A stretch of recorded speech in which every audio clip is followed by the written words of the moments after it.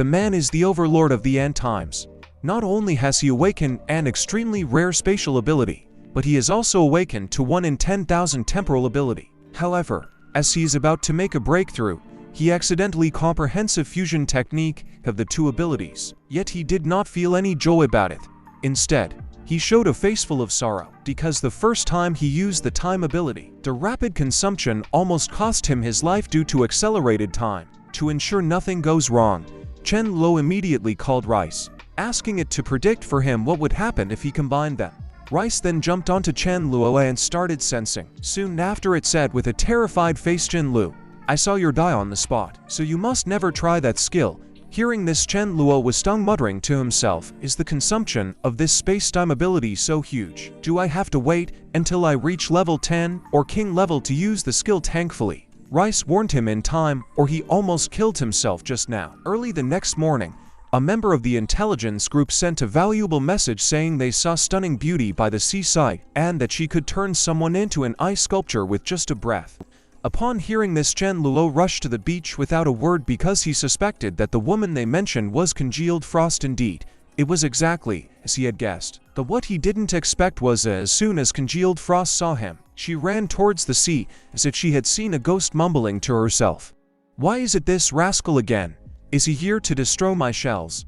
At this moment, the puzzled Chen Luo was a bit baffled, thinking to himself, "Do I look that scary? Scaring away a king-level expert the moment I show up." So she ran and he chased. Just as Congealed Frost was about to jump into the sea, Chen Luo instantly used Vo in walking to catch up and grabbed her, saying, "Why are you running when you see me?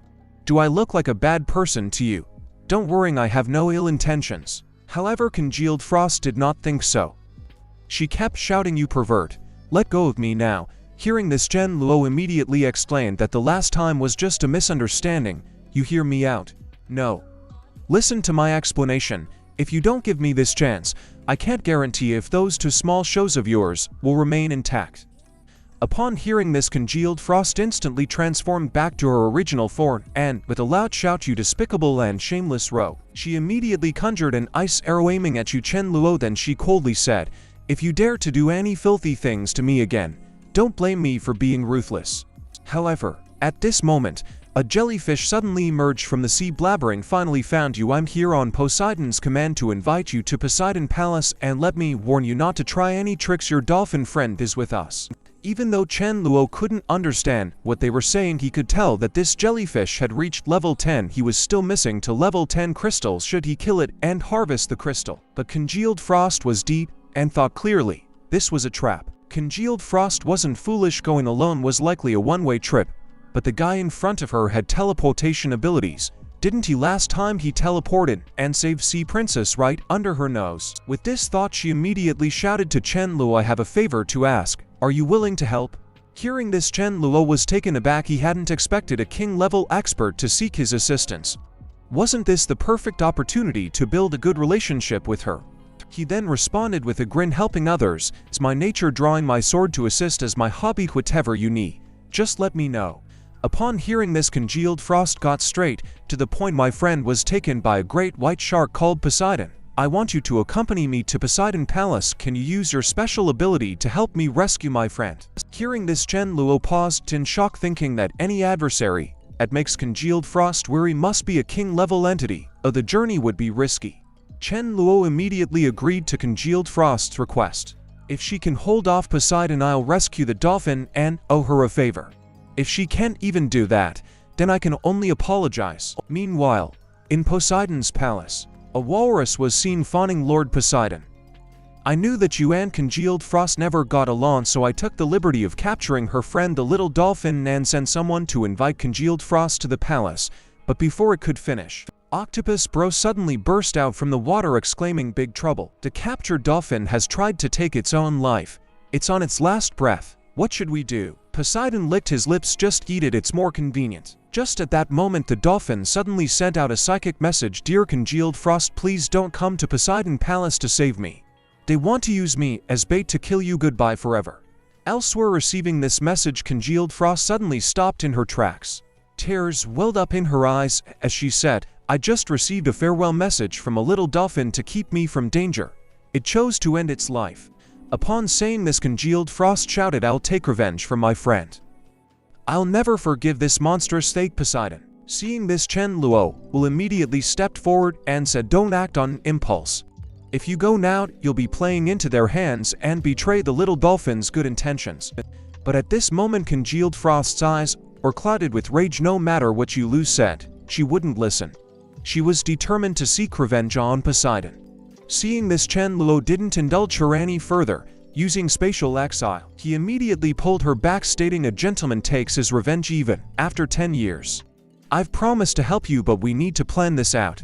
Only then did congealed frost start to come back to her senses, promising Chen Luo she wouldn't act recklessly. However, at that moment, sensing something was amiss, the jellyfish tried to slip away, but it was too late. Chen Luo lifted the voice sword coldly, saying, "Do you think you can run faster, or is my voice sword faster?" With that, Chen Luo cleaved the jellyfish into with a single stroke. He then solemnly promised congealed frost, "Give me 1 year and I guarantee we will work together to eradicate this menace." It wasn't just bravado from Chen Luo. With 2 or 3 more king-level crystals, he could reach level 10. By then his power would be close to the king level. However, congealed frost remained skeptical, replying, "Don't brag here. You're no match for me. What makes you so confident?" Hearing this, Chen Luo immediately said, "You don't need to worry about that. Tell me, if I help you get rid of this menace, how will you repay me? After all, we are neither kin nor kindred, and I should get something out of this, right?" Upon hearing this, congealed frost quickly replied, "As long as you truly help me eliminate Poseidon, you can have whatever you want." This makes Chen Luo extremely happy, and he whispered to himself, "This mermaid has finally taken the bait." He then took congealed frost back to the shore and instructed her not to seek revenge on Poseidon on her own within the year. "Wait for my good news." Afterwards, he returned to the base in high spirits. Seeing his master return, Thunder King immediately ran excitedly towards Chen Luo, but to everyone's surprise, as soon as Thunder King opened his mouth, Chen Luo was drenched in cold sweat and shouted, "I must be hallucinating. Did words just come out of a dog's mouth? Everyone come look, Thunder King can speak." However, at that moment, Zihai approached Chen Luo, saying, "The information you requested has been gathered. Here are the details of all the super-powered individuals who recently came to Divine Capital. Please take a look, boss." Chen Luo glanced over the information and quickly noticed 3 big red characters. Luqiaju, she was someone from his past life who had reached king level with major powers. Not only did she have excellent planning skills, but she also mastered a powerful transformation technique, allowing her to turn into a firebird or thunderwolf. She was undoubtedly a rare talent. Yet, another super-powered individuals aimed soon catch and lose attention. Gyushin Hon, a wine-based super-powered individual in a future king-level powerhouse. However, this guy was an ambitious base leader, and recruiting him would not be an easy task. Kun Liu decided on the spot to recruit Lu Qianxiu first. After all, this woman didn't have much ambition, in winning her over should be easy. Thinking of this, Chen Liu immediately handed the information back to Zihai, saying, "Brother Hyde, you can go about your business. I have some matters to attend to." Meanwhile, elsewhere, Gyushin Hon approached Luqiaju. Upon meeting, he proposed they join forces and merge their bases. Unexpectedly, without even a second consideration, she declined his proposal, saying she had no intention of merging. Hearing this, Gyushin Hon was taken aback. Ben exclaimed, "Don't tell me you're thinking of joining Dawn City too." Without hiding anything, Luqiaju confirmed his suspicions. "I'm actually planning to approach Leader Qing and hope he can accept even those of us below the 6th rank into his ranks." This infuriated Gyushin Hon, who muttered to himself, "I humbly asked you to join in, you refused, yet you want to kneel and beg someone who has set such high standards. You're really slapping my face." But just then an alarmed shout echoed from the entrance. "Leader Lu, we're in big trouble. A massive horde of zombies is preparing to attack our base." Seeing an opportunity, Gyushin Hon was elated, thinking to himself, "Isn't this the perfect chance to show off? If I can resolve this crisis for her, she surely reconsider and join me." The incoming zombies were led by Big Strong from the Brotherhood Alliance. After Big Strong violently blasted the iron gate open with a single punch, the horde swarmed into the base like locusts. Seeing this, Gyushin Hon immediately took action, declaring, "With me here, you beasts won't advance another step." He then ordered 2 of his subordinates to hold Big Strong back. Fully understanding the principle, capture the leader first to defeat the enemy, he prepared to unleash his ultimate move against the lead zombie. However, With just 2 punches, Big Strong sent the 2 underlings straight to the underworld. Fortunately, Gyushin Thing's ultimate move was already underway. With a powerful shout, he summoned a massive tornado aiming directly at Big Strong. To everyone's surprise, Big Strong not only stood firm against the attack, but also mocked, "Is that all you've got?" Seeing this, Lu Qianju transformed into a phoenix, releasing a continuous stream of flames from the sky to attack Big Strong, hoping to push them back with long-range attacks. However, in an unexpected move, Big Strong leapt high into the air, grabbed her wings, and violently slammed her to the ground. The scene greatly alarmed Lu Qianju, who realized the zombie's strength was at the 8th rank. "Is this where my tragic life ends?" Just as Big Strong was about to finish off Lu Tenzu with a single blow, another zombie rushed over shouting, "Those we're in big trouble. Chen Lu from Dawn City is here. We can't mess with him. We need to run." At that moment, a bewildered Luchens, who was utterly confused, thinking to herself, "What on earth? Zombies have bosses?" To what surprised her even more was that the zombies were afraid of someone from Dawn City. Before she could figure out what was happening, the horde of zombies began to scatter and flee in terror. Suddenly, a leg appeared from a vehicle, followed by Chao stepping out saying, "Little girl, are you okay? Do you need any help?" Upon hearing this, Lu Qianju was overjoyed, thinking, "Is Chen Luo really that powerful?" The zombie leader that neither Gyushin Hon nor I could handle was terrified. Just hearing his name, Lu Qianxiu instantly became a huge fan of Jin Lua. With admiration in her eyes, she said, "Brother Chen, I've been wanting to join you for a while now. Can I team up with you from now on?" Although Gyushin Hon was clearly annoyed, he didn't dare to show any disrespect in front of Chen Liu because the difference in their power levels was too fast. Chen Luo with a smile responded, "Since you've asked so sincerely, from now on you can be with me." Little did Lu Qianju know which Chen Luo was internally overjoyed, thinking how smooth recruiting her had been, all thanks to the kid Big Strong. Then a slightly embarrassed Lu Qianju continued, "I know that Dawn City only recruits members of rank 6 and above, and my people might not qualify, but could you give them a chance? Without me, they'll surely be bullied." Chen Luo with a gentle smile replied, "While I can't fulfill that specific request, I have an affiliate organization that can accommodate your people and ensure they're not bullied." After addressing Lu Qianju's concerns, he swiftly turned his attention to Gyushin Hon, saying, "You must be Gyushin Hon. Don't think I don't know about the spy you planted in Dawn City. Whatever you're plotting isn't my concern. But let me give you a piece of advice today. Before acting well your own strength, know what you can and cannot do. Use your head." Upon hearing this, Gyushin Hon nearly wet himself in fear, quickly nodding. He expressed his gratitude for Chen Luo's advice. However, Chen Luo didn't even give him a second glance and left with Lu Tianju. Unable to retaliate, Gyushin Hon muttered to himself, "Chen Luo, just you wait, one day I'll have you beneath my feet." Meanwhile, elsewhere, there was a sudden phenomenon in Dawn City where daylight swiftly turned to night when Chen Luo rushed back to the base. He was stunned to see a massive black hole in the sky. Looking out, he saw Sea Princess floating in midair, her face contorted in pain. After an initial shock, a look of delight crosswent Luo's face, realizing that his sister was about to break through to the king level, having experience and advancing to the king level himself. Chen Luo promptly advised Sea Princess, "If you feel the energy is about to burst out of your body, try to gather it together, and then release it with all your might."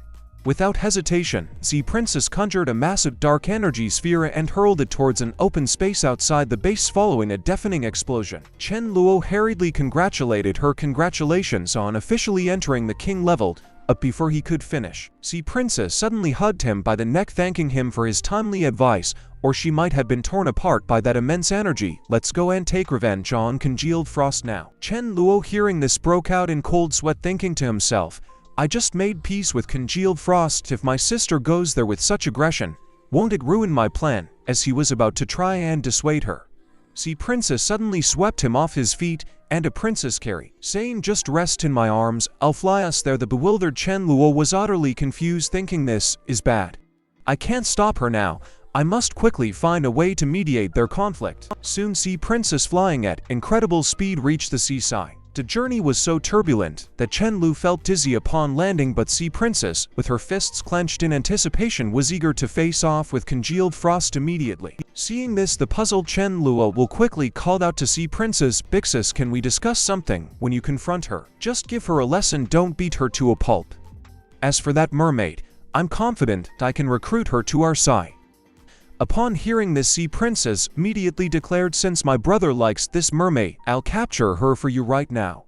At this moment Congealed Frost, who was seated on an island also known as Sea Princess, and thought to herself, "You dare come here, last time you managed to escape, but this time let's see if you can pull it off again."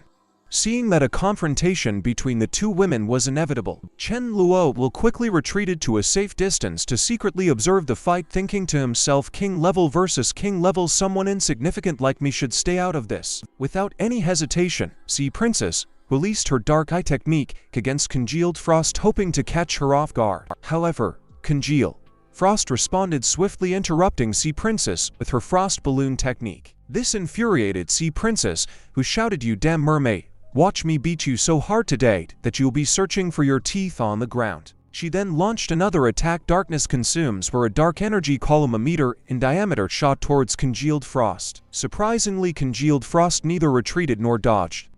Instead, she countered with her extreme cold solidification technique. The intense battle between them was like a standoff between two fierce opponents, all the while Chen Luo watched from the sidelines, sweating profusely. After 800 rounds, neither have gained the upper hand. Both their powers were drained, leaving them unable to use any more special abilities. However, the fight didn't stop there.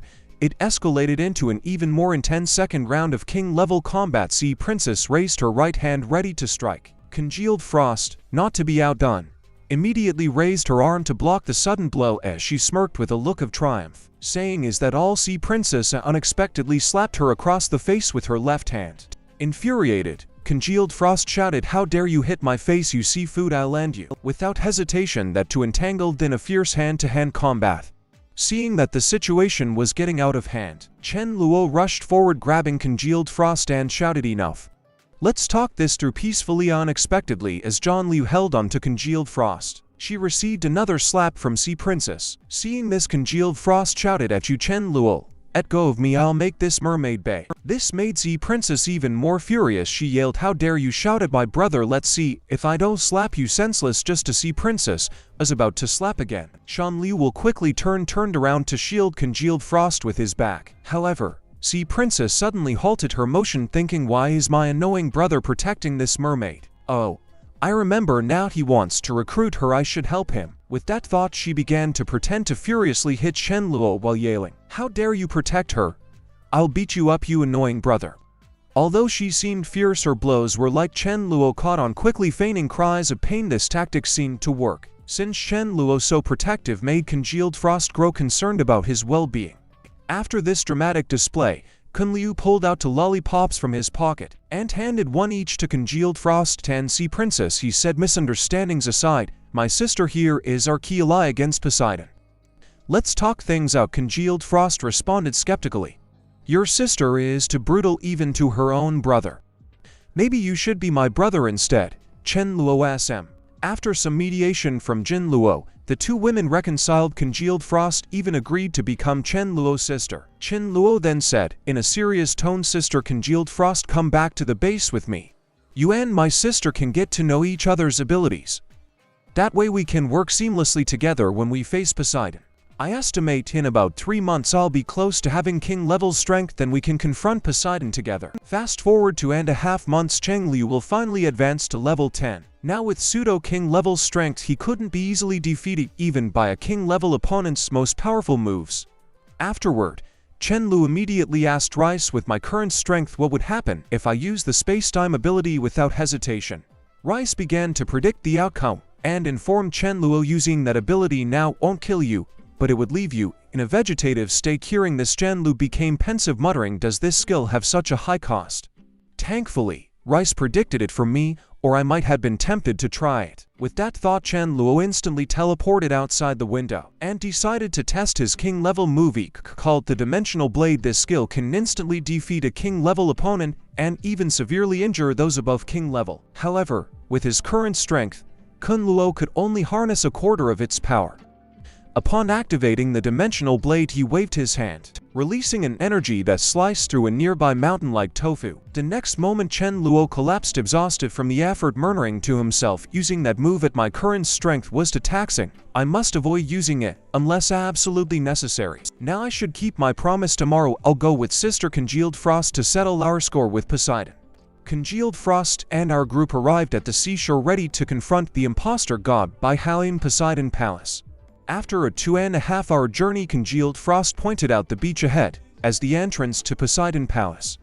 At that moment, Bai Hao was leisurely sunbathing on the beach, unaware of the looming danger. Suddenly Chen Luo shouted, "All irrelevant creatures leave immediately. 3 king-level beings are here to confront Bai Hao. Those who don't wish to die move aside." And his command, all the sea creatures quickly made way. However, Congealed Frost was intently focused on Bai Hao, mumbling, "Why is he wearing that armor?"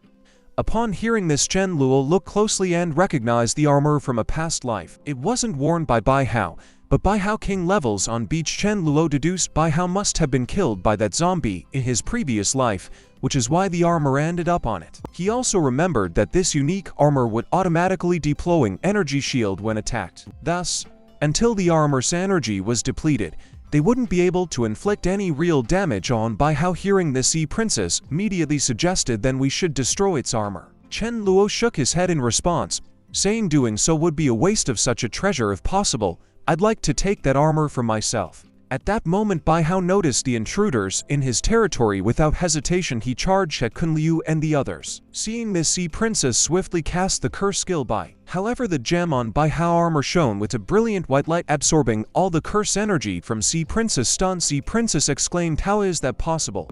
Meanwhile, Congealed Frost launched her icy blossom attack.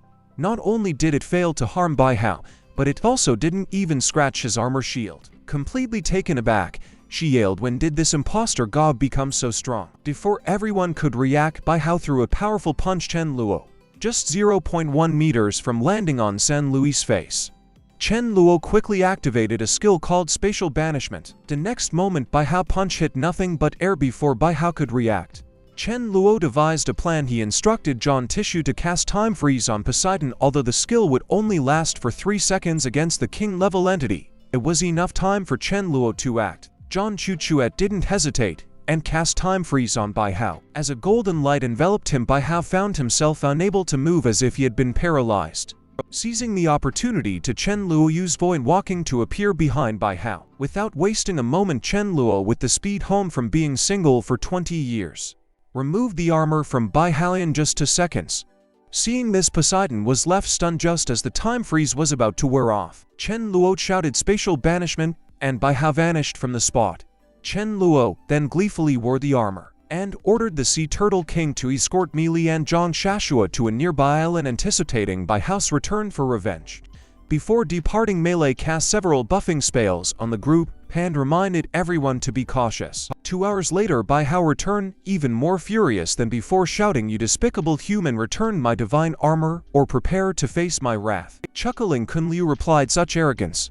I'd like to see what you're capable of. I'll also test out this armor's abilities." Bai Hao, infuriated, yelled, "Stop acting so arrogant in front of me. Give me back my armor." Chen Lu immediately stated there's no way he'd return it, challenging Bai Hao to take it back himself. But before Chen Luo could finish his words, Bai Hao mysteriously appeared right in front of him. Bai Hao's massive fist came curling toward Chen Luo. At that moment, Chen Luo sensed something was amiss. The opponent had breached the armor's defensive radius, but the protective shield didn't activate. Before he could understand the situation, Bai Hao's powerful punch landed squarely on his face. With a painful scream, Chen Luo was sent flying. In shock, he thought, does this armor recognize its owner? Why doesn't it protect me? Seeing the situation, Sea Princess didn't hesitate and blocked Bai Hao's path. She first used a skill to slow down Poseidon his movement, and then cast the dark eye on him. Congealed Frost also launched her icy blossom attack. Although both attacks hit Bai Hao squarely, it didn't even scratch him. Chen Luo, watching from behind, was terrified and muttered, "This guy's defense is insanely strong." Bai Hao then mockingly said, "Are you giving me a scratch massage, ignorant sea creatures? Today I'll show you my true power." With that, a terrifying aura emanated from my house, and a massive golden tornado enveloped him before anyone could react. A great white shark with its jaws wide open charged at Sea Princess. Sea Princess couldn't escape in time, but thankfully Congealed Frost quickly used her powerful skill to freeze the shark, saving Sea Princess from a perilous situation. Shan Liu immediately instructed Sea Princess to unleash her ultimate move, Dark Devour. Despite its immense power, the skill required a few seconds of casting time. Sea Princess wasn't entirely confident she could hit Bai Hao with it, but she obeyed her brother's instructions regardless.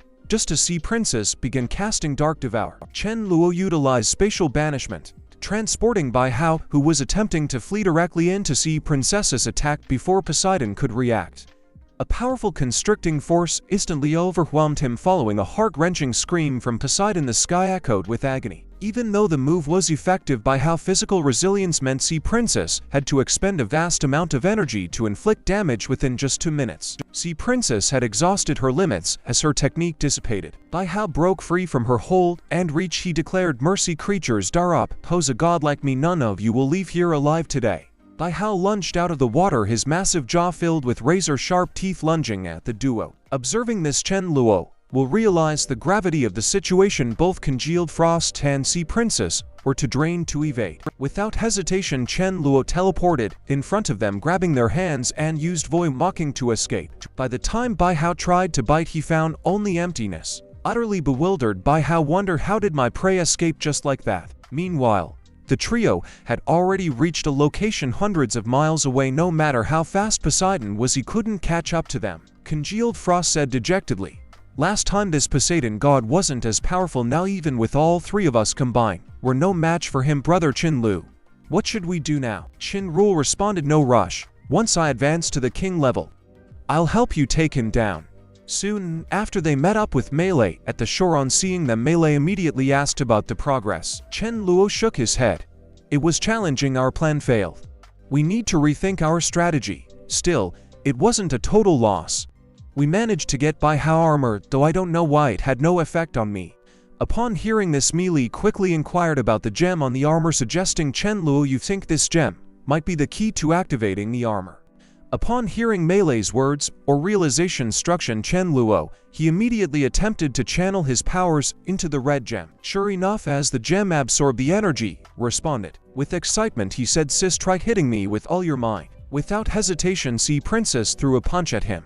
To her surprise, her fist stopped half a meter from Chen Luo, blocked by a purple energy shield that suddenly appeared around him. Before Chen Lu could celebrate, he received a telepathic message from ZZ. "Brother Chen, we have a problem. Big Strong just sent out a distress call. A zombie is challenging him for leadership and they're fighting in an octagonal cage. Big Strong is on the verge of losing. We need your help right now." At that moment, the mutant zombie spoke arrogantly, "You have to choose before you. One, accept me as your leader, or two, I kill you right here and now. Choose quickly. I'm not a patient one." Unbeknownst to him, Chen Luo was already hovering above them. Seeing the audacity of a mutant, Chen Liu decided he would help Big Strong save face in front of his subordinates.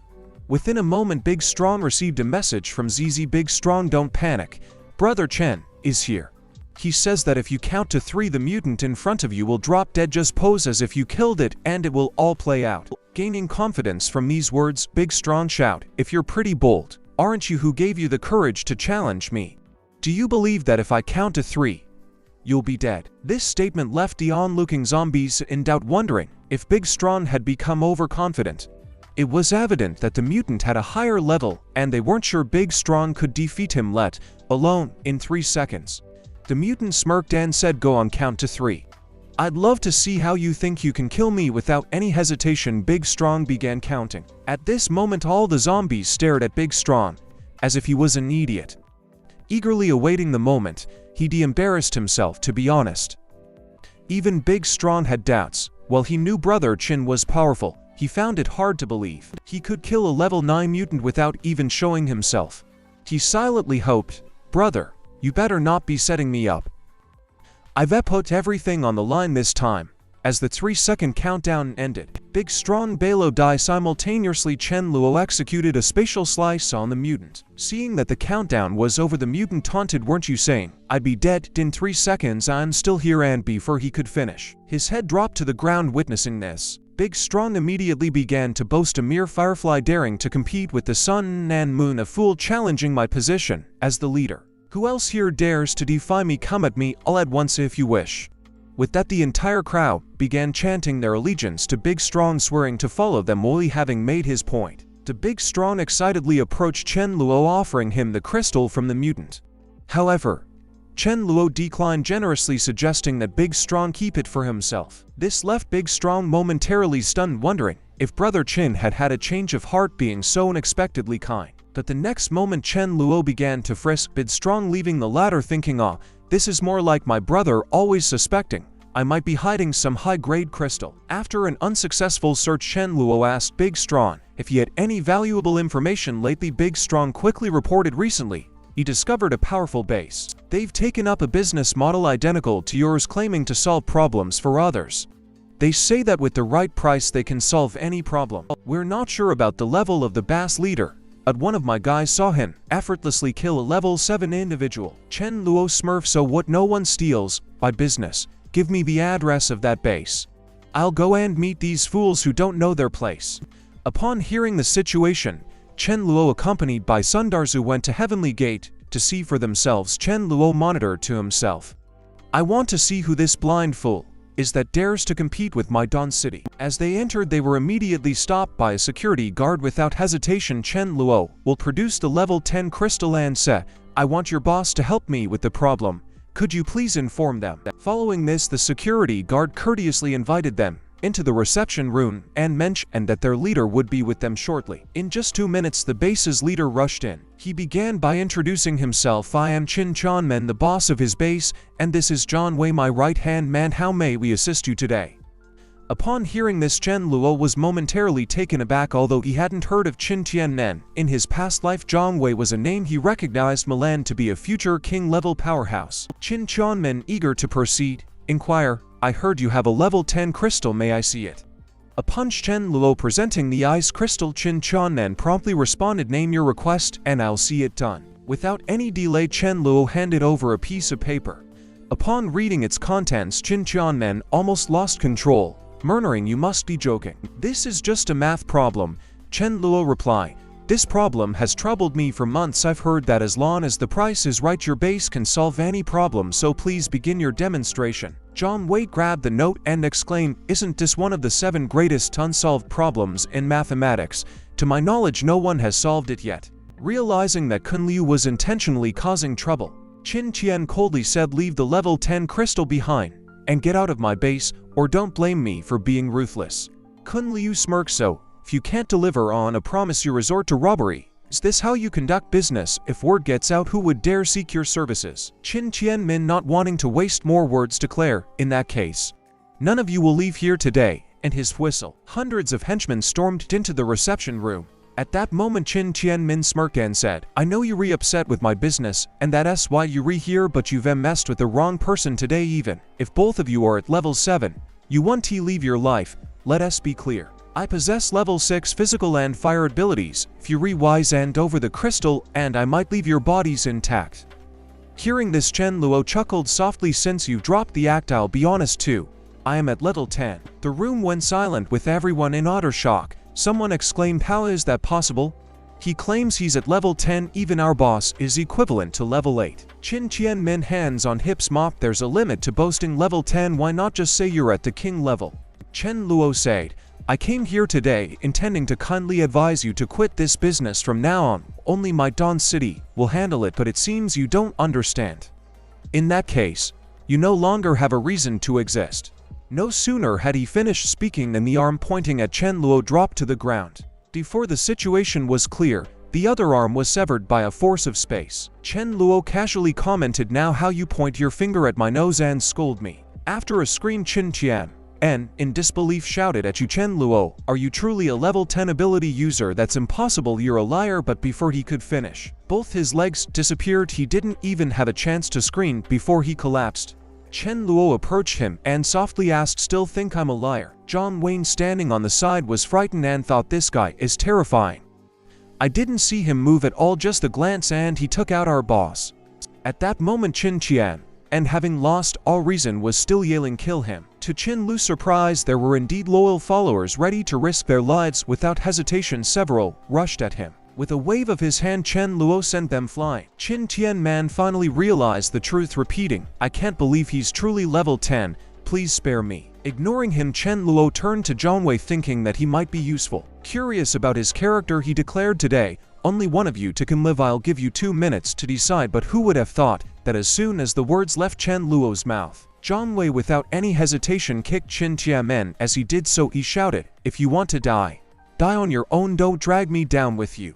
This gentleman kindly informed you that he's level 10, warning you not to mess around, but you just had to lead us all to death. Is this how a leader acts?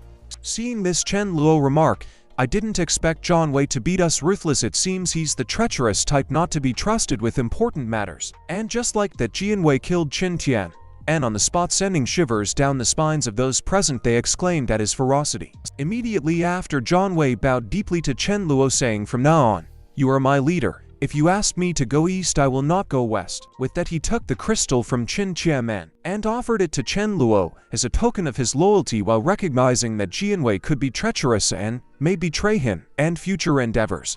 Chen Luo thought this young one has potential to become a king-level player. As long as he works royally for me, I might as well keep him like a pet dog. Impressed, Chen Luo told him, you have good judgment, or Dawn City has established a base nearby. The person in charge there is genuine John. Tomorrow take your man and report there. And parades Qin Tianman's head through the streets while promoting my business. After saying this, he turned and left. He seemed arrived at Zhang Yuan's base. After briefing him about John Wei, Chen Liu inquired about any useful intel. John admitted that things weren't going smoothly. There was another base similar in scale to Dawn City, led by Yu, a level 9 power. Hearing this, Chen Lu immediately sank into thought. Yu was a renowned figure from his past life, having awakened dual abilities at level 10 and becoming the only dual ability user at the king level.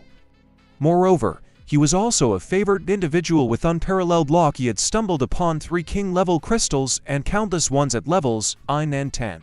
Thinking of this, Chen Luo immediately had a sinister idea. I want to steal the luck of a child of fortune. Every time he finds a king-level crystal, I'll steal. It wouldn't even be the most fortunate. However, he realized that Yu wouldn't broadcast the fact that he found such a crystal, let alone tell him so much. Chen Luo needed an inside source. Close Yu.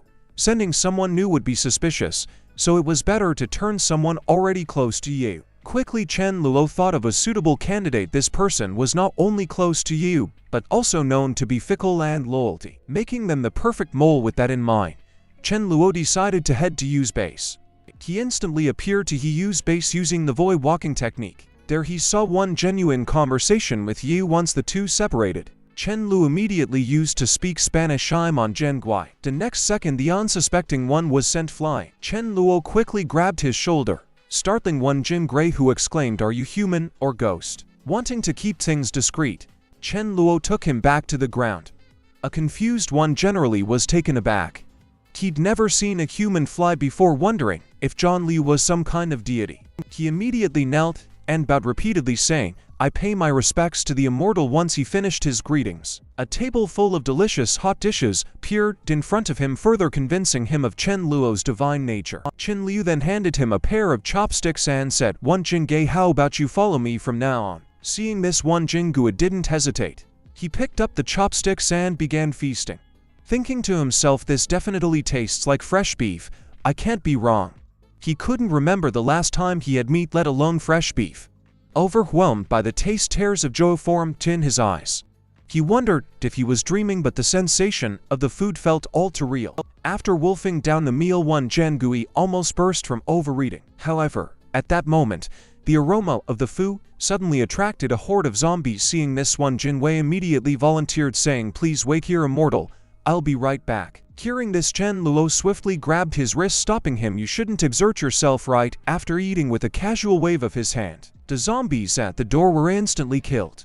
This scared one Jingui, who exclaimed, what kind of sorcery is this? That was way too effortless, like swatting flies. You wiped out a horde of zombies. He then fell to his knees, shouting, I won Jingui amateur service. I would go through fire and water for you. Chen Luo replied, just stay. Yu sighed. If he encounters anything unusual, let me know immediately. One Jingui, being no fool, thought to himself, isn't just asking me to be a mole. What are you up to?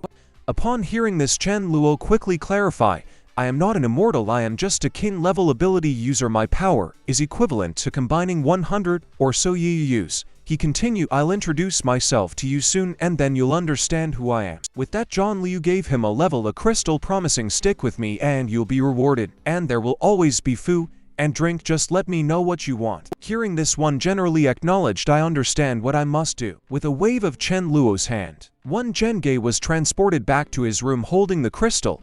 He lamented, "I'm sorry brother you, I didn't want to do this, but the immortal holds me in high regard." Following this, Chen Luo confidently headed to his base to show his strength and give a demonstration of his power. Sensing hostile intent, Yu shouted, "Who approaches Zan? What is your purpose?" Kun Liu will reply with a smile. "My name is Qian Liu. I'm here to introduce myself. I come from Divine Capital and plan to establish a branch of our Dawn City here. I heard that Brother Yeu is a promising level. My big shot around here. I've come specifically to visit and hope we can coexist peacefully. It would be unfortunate if it came to blows between us later on." Yu wasn't a fool either. He naturally noticed that Chen Luo of strength surpassed his own, thus he hurriedly assured Chen Luo, "Brother Chen, don't worry, I promise nothing of that sort will happen. Since you're here, why not stay for a meal before you leave?" However, Chen Liu immediately declined to use kind offer. "I have some matters to attend to, so I won't disturb you any longer." Suddenly, he lifted his left foot and exclaimed, "Why does my foot itch so much?" Then, with a powerful stomp, the ground trembled as if struck by a magnitude 12 earthquake. Some weaker members were knocked off their feet. This scared you considerably, thinking, "Is even human?" While one Zhen Gui looked at Zhen Luo with eyes full of admiration, muttering to himself, "If he's not an immortal, then how can a simple stump have such power?" Chen Liu, with a grin, apologized, "I'm really sorry. I didn't control my strength because my footage. I'll send over a gift later as an apology." With that, he vanished using void walking, leaving the Yeu to shoveled in the wind. Reflecting on his earlier assumption of being invincible, the realization of even more formidable beings in the world led him to immediately instruct his subordinates to avoid conflicts with Dawn City with a decree that violators would be executed. At that moment, Chen Lu had already arrived above Mealing space, intending to check on its progress. Upon his arrival, he felt exhausted and slumped onto a sofa. After all, he hadn't rested properly since returning from the Poseidon Temple-sanctioned Louis Fati. Mealing hesitated before asking, "Do you want me to massage your shoulders?" Without any pretense, Chen Luo replied, "If you're offering, I'd gladly accept." As Mealing massaged his shoulders, she reported the situation on her end and sought his advice on future developments. Chen Luo smiled gently and said, "You have full authority here to sign on its development as you see fit. Go ahead with confidence, no matter how it turns out. I've got your back." Mealing responded gratefully, "I'm afraid I might not live up to your expectations. I can't imagine the hardships my sister and I would have faced if we hadn't met you." Unexpectedly, this mansion will feel a bit awkward from his past life's memories. If Mealing hadn't encountered him, they would have already become rulers of a city by now. At that moment, Chen Luo suddenly noticed fruit on the table. It was a rarity from his previous life. In fact, he had narrowly avoided starvation thanks to it in his past life. Thinking of this, he immediately asked Mealing where it came from. Upon hearing this, Mealing promptly mentioned that it was found on the hill behind the base. Getting the information, Chen Luo used void walking to instantly arrive at the hill. There he quickly found the coveted mirage fruit, which was not only delicious, but also had many miraculous properties. But as he approached, a vine snapped towards him. Without hesitating, he used void walking again, and appeared in front of a giant tree. With a thunderous sound, he uprooted the entire mute and mirage fruit tree, turning over the surrounding soil. In the process, what he hadn't expected was to discover a rat's nest underneath. The alarmed rats charged at him aggressively. Without missing a beat, Chen Luo unleashed a spatial cutting technique, swiftly eliminating all the rats. In just 2 minutes, he had dealt with them all. Holding the mirage fruit tree, he happily prepared to return to the base. Unknown to him, all this was witnessed by a mother rat, whose eyes seated with deep-seated hatred. She watched Chen Luo leave but held back from revealing herself. The next morning, Kun Liu received a telepathic message from one Jing Gui. Your predictions are indeed accurate. You truly acquired a high-grade crystal today. Without delay, Kun Liu used void walking to arrive at one Jengo, his base. At that moment, Yu was in high spirits, exclaiming, "We must pop open a bottle of champagne to celebrate today." Unbeknownst to him, he had already been marked by a thief. With a wave of Chen Luo's hand, a skillful spatial force made a slit into Yu's pocket. A milky white crystal dropped out, and in the next second it appeared in Chen Luo's hand. Upon inspecting the crystal, Chen Luo's expression darkened. He monitored to himself, "If I got all excited for nothing, it's just a level 10 crystal." By now you realize something was amiss. The once bulging crystal in his pocket was now gone. In shock, he shouted, "Where's my crystal?" The quality of his trousers is so bad. I've only worn them for 2 days and there's already a hole. One Jing Gray let's retrace our steps and find it. Hearing this, one Jen Gui froze, thinking to himself, the immortal's methods are truly ingenious. He stealthily took Brother Yu's crystal without anyone noticing. Wait, it's not stealing. How can it be considered stealing when an immortal takes something? Meanwhile, on the other side, a group of men was bullying a young girl named Dean Ling. She was also a spatial ability user. Her presence would forever change and lose life. The leader of the group lecturiously said, "It's your good fortune that I've taken a liking to you. Don't get ahead of yourself. I am a level 7 powerhouse." Saying this, one of the goons launched at Link, but was instantly killed by her spatial cutting move. Seeing this, the lead man unleashed his powerful skill by Zero Store. However, Link retreat. Instead, she used her own move, spatial transfer. In a second, the man's skill was teleported right above them before they could react. The downpour of AS arrows caught them off guard, though they suffered significant damage. Link, exhausted from using so much of her ability, collapsed. Just as they were about to harm her further, a horrifying scream echoed from behind them. Turning around, they almost wet themselves in fear. A zombie heroically charged out, not only slaughtering over a dozen of the goons, but also warning the remaining ones to run if they didn't want to die. Link, seizing the opportunity, tried to escape, but her path was blocked by an ice wall cast by the zombie. It shouted, "The rest can leave, but you girl, you stay. Your flesh looks tender." As the zombie got closer, Link thought she had no other option but to use a certain skill. If she couldn't shake off the zombie in 10 seconds, her life will end here. With that thought, she unleashed her trump card. The next second, the zombie's lunging arm went straight through her body before the zombie could figure out what happened. Link took off in a full sprint, but the zombie pursued her relentlessly, as if madly in love, vowing not to give up until it caught her. However, after only 9 seconds, Link dreamed of all her energy collapsed. Zombie approached her with a sinister cackle, taunting, "Run. Why aren't you running? Were you so good at it just now?" Just as the zombie was about to feast, a humanoid figure suddenly stepped in front of Link. It was the dashing and suave Thunder King, also known as the Dog Elder of Dawn City, as his power-proof Thunder King's body had evolved into a humanoid form. Seeing a zombie daring to harass a woman in broad daylight, Thunder King didn't waste time talking. Without hesitation, he swiped the zombie onto the ground. After just 3 swipes, the zombie was dead. Extracting a crystal from the creature, Thunder King realized it was just an 8th level mutant, which was somewhat disappointing. However, when his gaze shifted to the girl on the ground, a painful memory from his past resurfaced in his mind. After escaping from Link clutches back in the day, Thunder King was taken in by a kind-hearted elderly woman, and Link was the granddaughter of this benevolent old lady. Thunder King had spent a peaceful period of his life in the old woman's home. However, this tranquility didn't last long. The elderly lady soon succumbed to a severe illness, and Link was taken back by her parents. Thunder King once again became a stray. Recalling this, Thunder King gently lifted Link from the ground, whispering to himself, "I can't be wrong. She's the old lady's granddaughter. As long as there's food in my mouth, I'll ensure you never go hungry." He immediately brought Link back to their base. After explaining everything to his master, Thunder King firmly stated that he would bear all of Link's future expenses. Stammering slightly, Link said, "Hello, sir. My name is Link. I'm a level 6 spatial ability user." Hearing this, Chin Luo was taken aback. He was all too familiar with that name. In his past life, she was a prodigious talent and spatial abilities, mastering many powerful skills, surpassing Kun Luo. In this regard, however, Link from his previous life was nothing like the innocent young girl before him. Her face was disfigured, and she lacked both sides of her cheeks. She was also fierce, and Chen Luo deduced that her personality change was likely due to the trauma from her disfigurement. Regardless, this young girl was a prodigious talent and spatial abilities, and she knew skills he didn't possess in his previous life.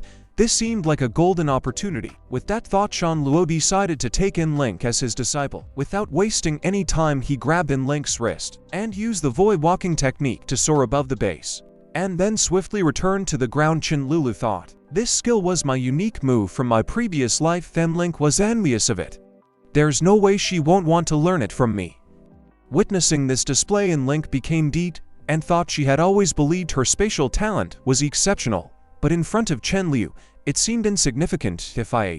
Without hesitation, she knelt to the ground and exclaimed, "Discipling," and Link pays respects to master. Just as Chen Luo was reveling in the joy of acquiring Link, his disciple Rai suddenly rushed over, shouting, "Chen Luo, something terrible has happened." I foreseen that Mi-ling is in grave danger. This startled Jin Liu, who immediately asked Rice about the specifics. Rice replied, I'm not entirely sure, but if you go not only will our crisis be averted, but Mi-ling will also reap a huge benefit. Without giving it a second thought, Chen Luo instantly used void walking to appear above Mi-ling's space. Sure enough, at that moment, an enemy base with over 1,000 members launched a surprise attack on the Ling space, taking advantage of the absence of many of our members who were out gathering supplies. Mi-ling didn't hesitate. She unleashed her red lotus fire, which enveloped her, and charged headlong into the enemy's main forces. In that moment, Mi-ling resembled a starving tiger tearing through a flock of sheep, casting her spells and setting ablaze everything in her path. Any enemy near her met a swift end. In no time she decimated the invaders. This left Chen Luo, who was observing from a hidden location, utterly speechless. He thought, how can this be considered a life-threatening situation for her? It seemed more like she single-handedly crushed an entire base. But Chen Luo had faith in Rice's predictions, believing something else must be about to transpire. Thinking this, he used void walking to discreetly follow Mi-ling, falling not to let her out of his sight. Unbeknownst to him, one of the enemy had managed to escape the scene. The escape piece and located a sleazy-looking short-statured man named Ma Shui, also known as the Spectre of Death. The man seeking revenge for his fallen comrades told Ma Shui, if you can help me take my revenge, I will willingly hand over half of our base's supplies. As he spoke, he handed Ma Shui a portrait of his enemy. But to his shock, upon seeing the portrait, Ma Shui became livid. Without warning, he slapped the man across the face. The man, completely taken aback, tried to ask Ma Shui for an explanation, but before he could finish his sentence, Ma Shui slapped him again, this time shouting, John Chen, tear this worthless fall apart. The next second, the man was torn in half by a puppet standing beside Ma Shui. Ma Shui then lecherously stared at Mi-ling's portrait, murmuring, it's been 5 years, but my goddess is still as beautiful as ever back then. I wasn't even worthy of being your lapdog, but now I must make you my servant. You will accompany me forever. Just like John Chen does, my dear, wait for me. I'm coming for you. This man was Ma Shui, a high school classmate of Mi-ling's and one of her many obsessive followers. When he learned that Mi-ling had established a base nearby, he immediately led his army of puppets to attack. The sentinels at Mi-ling base were terrified and shouted to the army of the undead, is coming, quickly notify system Mi-ling. Upon hearing the news, Mi-ling rushed to the entrance. Ma Shui, with a sleazy smile, greeted her. Mi-ling, my dear, do you remember me? I'm a Mash.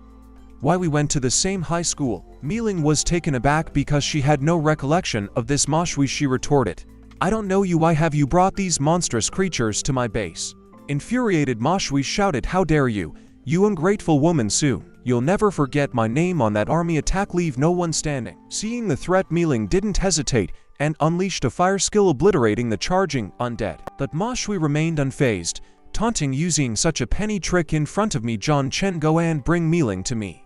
Mi-ling, anger flared in his words. She summoned the red lotus fire and transformed into a firebird, charging at John Chen. The moment she landed, John Chen was instantly engulfed in roaring flames. After a piercing scream, the level 8 puppet was reduced to ashes by the red lotus fire. Yet Ma Shui remained calm with a loud chant of puppet resurrection technique. The next second saw John Chen, previously burned to nothingness, reappear in front of Mi-ling. It was then that Mi-ling had a realization: to defeat the minions, one must first target the master.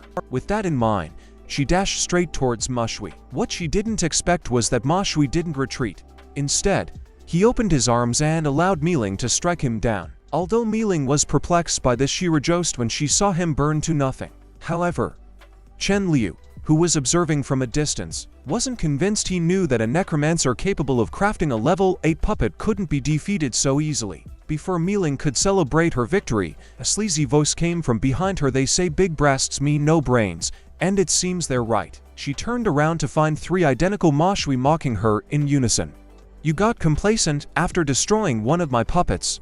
How does it feel to be drained after using 2 of your big moves? Jian Chen, kill her for me. I want to make her my puppet servant. Just as he was about to reach Mi-ling, Chen Lu suddenly appeared between them. Using the void walking skill, he swiftly raised his right hand and delivered a powerful slap to Ma Shui's face, sending the creepy man flying several meters away. He then helped me lean up and said, sorry, I was late, are you okay? Although Kun Liu had initially wanted to let Mi Ling handle this on her own for experience, he couldn't bear to see her tormented. He coldly said, "You rest up. I can handle these clowns into seconds." Unexpectedly, Mi Ling publicly declined Chen Luo's assistance, stating, "I don't want to live under your protection forever. I have one more ultimate move that I haven't used. I've been hesitant because if I don't control it, well, it could backlash on me. If I fail, you can intervene then." While Kun Liu didn't want her to take this risk, Mi Ling was determined. She insisted on ending the battle with her ultimate move. With no other choice, Chen Luo will reluctantly agree. After all, a flower shelter, a greenhouse, cannot grow to its full potential. Mi Ling then waved her hand and the bird form from the Scarlet Lotus flame soared once again. What Chen Luo hadn't expected was that the fiery bird didn't target Ma Shui or Zhang Chen. Instead, it turned and headed straight towards Melian herself. This greatly alarmed Chen Luo. He thought to himself, no wonder she said, using this move might backfire.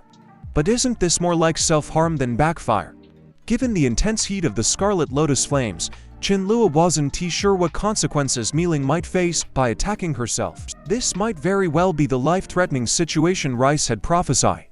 Although Chen Luo internally debated intervening, he ultimately chose to trust Rice's words, because Rice had also mentioned that as long as Chen Luo was present, Mi Ling would not only be safe, but would also reap a great benefit. At this moment, Mi Ling looked calm, silently awaiting the fire's embrace. The next instant, she suddenly opened her eyes, appearing as if she had undergone rebirth in the Scarlet Lotus flames. The flames now seemed like a battle armor wrapping around her, revealing only her alluring face. Seeing this, Chen Luo's eyes widened in astonishment, for Yu is all too familiar with this form of Mi Ling. It was one of her ultimate moves from her past life, the Scarlet Lotus transformation. This was the true embodiment of the Blood Rose Spirit Flame Princess. Highlighted by the Scarlet Lotus flames, Mi Ling started to float gently. She then suddenly rushed about Ma Shui. With a swift motion of her hand, two balls of Scarlet Lotus flames darted towards Ma Shui like fierce dragons. This terrified Ma Shui. Without a second thought, started to flee. However, the Scarlet Lotus flames seemed sentient, relentlessly pursuing the duo. Soon they were encircled by these two fiery dragons. It was only then that Chen Luo finally sighed in relief, thinking to himself, "It seems this creep won't be escaping today." A deafening explosion followed, and the sleazy man was instantly blasted to pieces by the terrifying strike. The shockwave of the explosion also swept away the entire net army present. But just then Mi Ling fell from the sky, suddenly losing consciousness mid-air. Fortunately, Chen Luo caught her in time, using avoid walking, saving her from a disastrous fall. Looking at the stubborn young woman in his arms, Chen Luo couldn't help but exclaim, "You really love to push yourself too hard, don't you? I wonder if the crystal inside you is shattered." He immediately checked Mi Ling's condition. Thankfully, she was okay. She had melee fainted due to overuse in her abilities. Afterward, Chen Lu, weary from the day's events, returned to Dawn City. Seeing her husband return to the base, Melee quickly approached and asked about her sister's condition. Chen Luo smiled slightly and replied, "She's fine now." Not only did Mi Ling survive the crisis, but she also mastered a powerful skill called Scarlet Lotus Transformation. Now no one with abilities below level 9 can match her. Melee sighed with relief after hearing this. Then she said urgently, "There are some important things I need to tell you first." According to Rice's prophecy, many zombies will evolve to level 6 tomorrow, and some of our members were killed while out on a mission today. Kun Liu was taken aback and immediately asked which base they're to harm our Dawn City members. To which Mealy replied it wasn't a base, it was a group of unaffiliated individuals. Sudoju captured one of them and learned they've been surviving by eating rats. They resented us for our abundance and comfort, so they sought revenge. Upon hearing this, Chen Luo commented that these types of people are the most difficult to deal with because they are reckless and fear nothing from now on.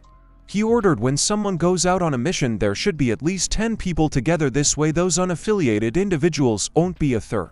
Melee praised Chen Luo for his smart thinking.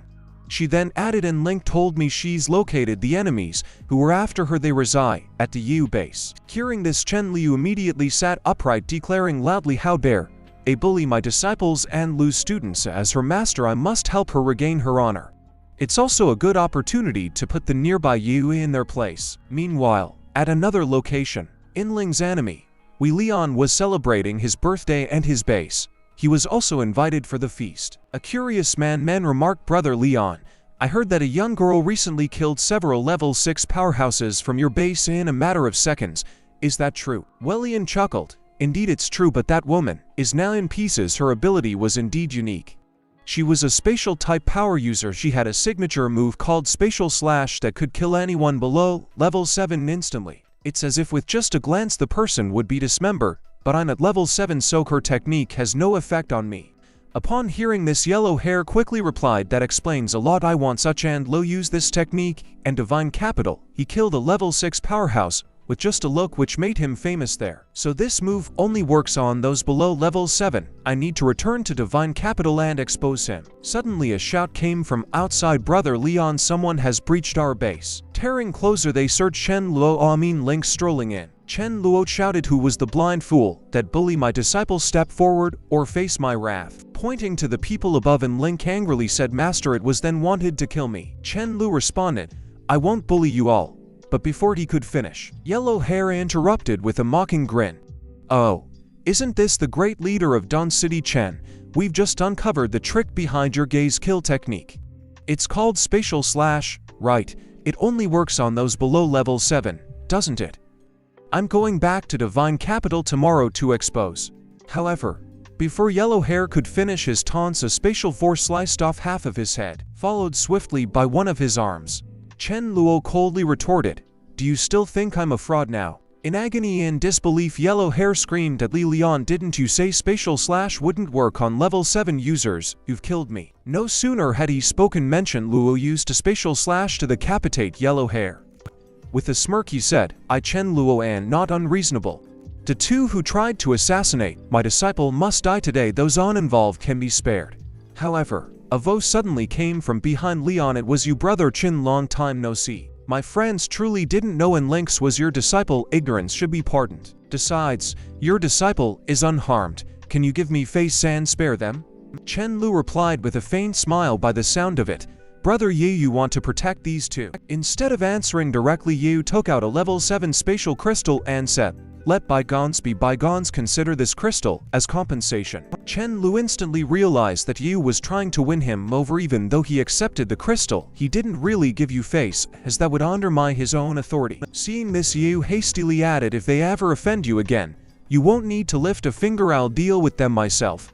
But Chen Luo wasn't impressed, asserting, No one who has ever offended me lived to tell the tale, including you. If you dare cross me, you'll meet the same fate as them. With a wave of his hand, the two culprits were instantly cut into 8 pieces by his special slash. After doing so, he coldly added, If anyone can withstand the retaliation of a level 10 power user, feel free to conspire against me behind my back. You come talk about face when you reach level 10. This infuriated Yu. He monitored to himself, Damn huge Chen Luo, your arrogance won't last long. When the Mew and I've been nurturing dies, that'll be the day. And Joe, it turns out 2.5 days earlier Yu had encountered a king-level mutant in the wild. Desperate to obtain its crystal, causing its death, Yu shockingly knelt before the mutant, pledging allegiance and promising to provide it with fresh prey daily. Meanwhile, elsewhere, shortly after leaving Leon's space, Chen Luo ran into one Jinwei who had been waiting for him. One Jinwei excitedly reported, Master Chen, there's significant news. Yu has found another king-level mutant and has kept it in the woods near our base.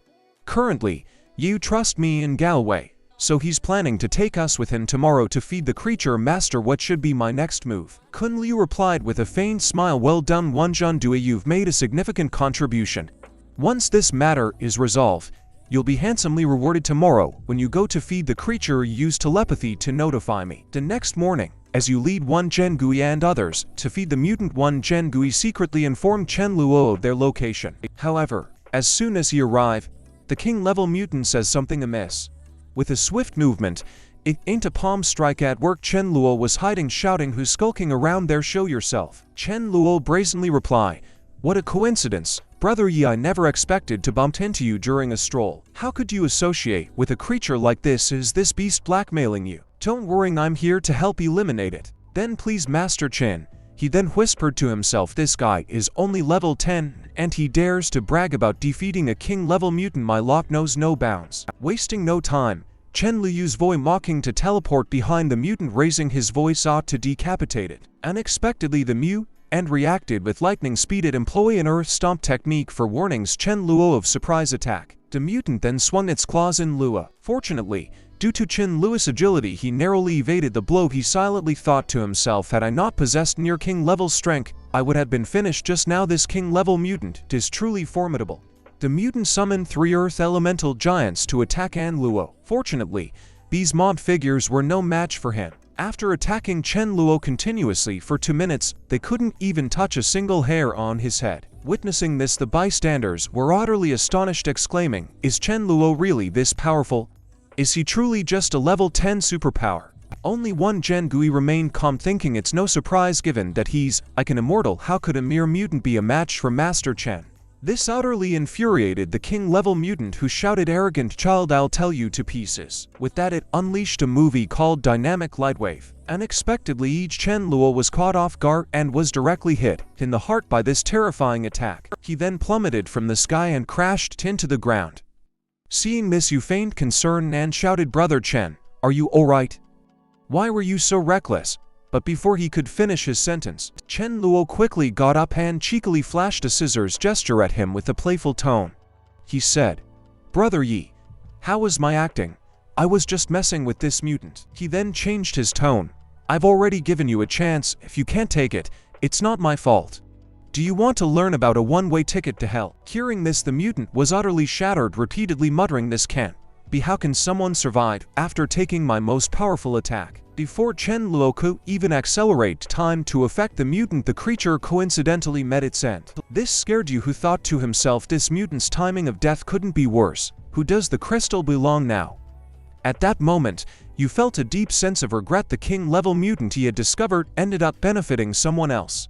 One Jingui, always observant, noticed Yu's desire for the crystal and his hesitance to speak up in front of Chen Luo. Seeing an opportunity to assert himself, he immediately pointed at Chen Luo and shouted, "Listen here, kid, my big brother was the first to discover this mutant, the crystal, rightfully." However, what they didn't expect was that upon hearing this, Chen Luo didn't attack. Instead, he generously stated to Chen Luo, "And not an unreasonable person.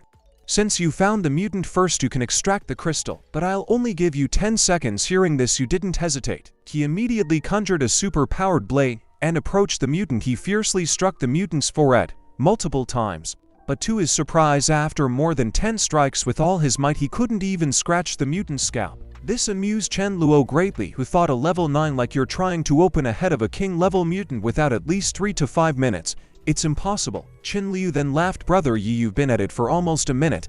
Isn't it my turn now?" With that, he conjured his voice sword. He skillfully extracted a king-level crystal from the mutant's head. Patting Yu on the shoulder, he said, "Brother Yi, you can't blame me for this. I gave you a chance, but you couldn't seize it. So until we meet again." Hearing this, Yu was so furious that he sat down hard on the ground, shouting, "Chen Luo, I swear I'll make you pay double for this in the future." Seeing this, his two subordinates thirdly helped him up at that moment. Galleon gravely said, "Boss, I don't think Chen Lu had any ill intentions. He even let you extract the crystal first. I believe there's no need to see him as an enemy." Upon hearing this, Yu quickly responded, "Do you think his sudden appearance here was a coincidence?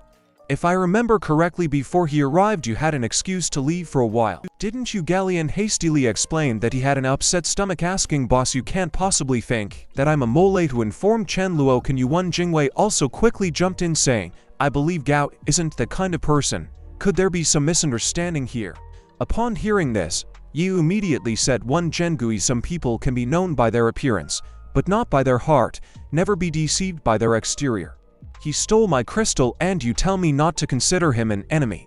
What benefits has Jinwu will given you? You're a treacherous traitor." At this point, Galleon realized that once trust is broken, no matter how much he tried to explain, it would be seen as a mere excuse in the US eyes.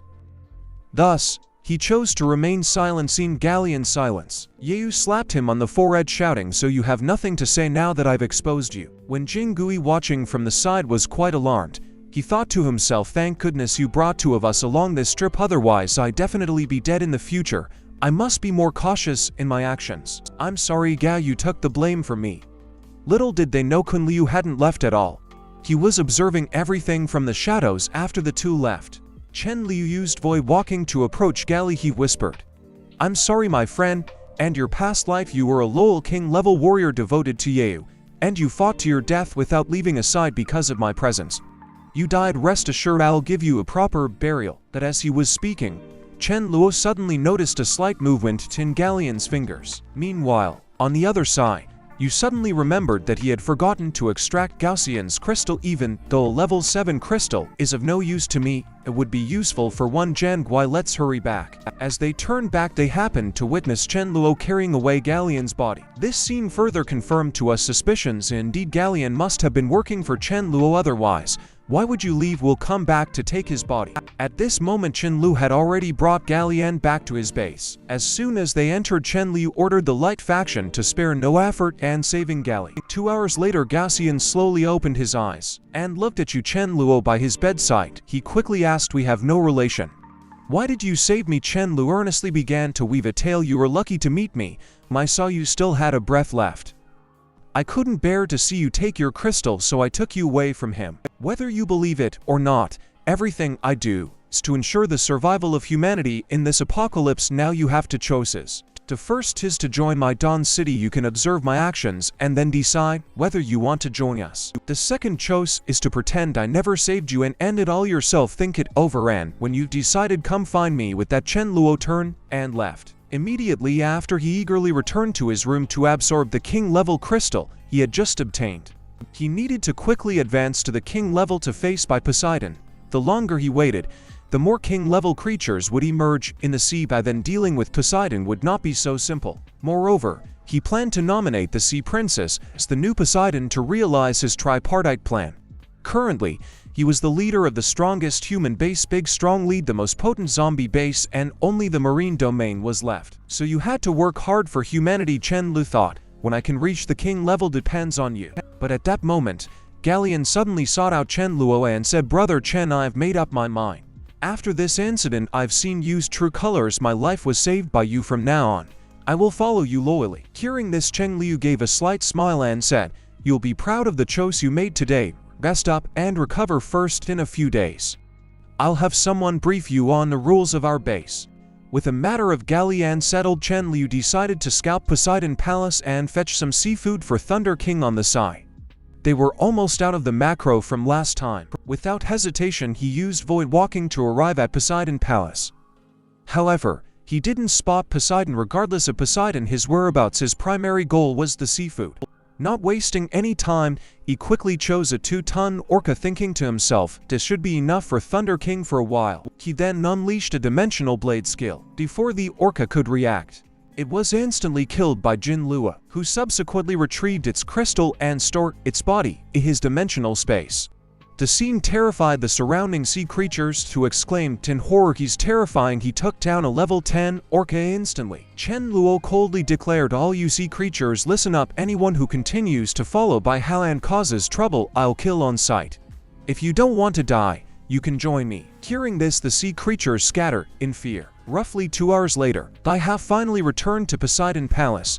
The sea creatures immediately informed him, "Lord Poseidon, you're finally back. While you were away, that Jin Lu attacked our palace again. He killed one of our brothers and threatened that if we continue to follow you, he'll wipe us all out." This enraged Bai Hao, who shouted as that brat lost his mind. "I haven't even settled the score with him, and he's already provoking me. This time, whether he hides at the ends of the earth or the deepest corners of the sea, I'll find him and tear him to pieces." Don't be fooled by this mongrel's pitiful appearance. It is actually a formidable possessor of special abilities. Not only has it awakened the strongest attack talent of thunder abilities, it has also awakened a secondary talent for speed with wind abilities, and that's not all. Its power has once again experienced a breakthrough, evolving into a humanoid form. But now Golden Eagle is trying to kill it. It turns out that just recently, this dog stole 3 golden eggs from the Golden Eagle. That's why the Golden Eagle has been chasing it all the way to the base. Seeing this, Chen Luo quickly asks Thunder King what's going on. But before he could finish speaking, Sea Princess suddenly bursts out shouting, "What blindfold dares to run rampant in my Dawn City? Are you asking for death?" Seeing that the foolish bird has no intention of leaving, Sea Princess didn't waste words and immediately bounded with a force of darkness. At that moment, Dog Elder grinned and said, "Master, taming this Golden Eagle as your mount would be a good choice. Go ahead and start your performance now." Seeing this, Chen Luo didn't hesitate and lightly patted Thunder King on its back while shouting, "What's wrong with you learning to steal other people's children? I'm going to break your dog's legs today." This really frightened the golden eagle on the side, who thought to itself, what's going on? Isn't this dog supposed to be powerful? Even I'm not its match. Why is it being disciplined so harshly now? Before it could figure out the situation, Chen Lu handed the golden eggs back to it, saying, my brother didn't know better. I apologize on his behalf. I'm returning your eggs, now you can go back. With that, Chen Liu gave Sea Princess a look, hinting for her to play the bad cop.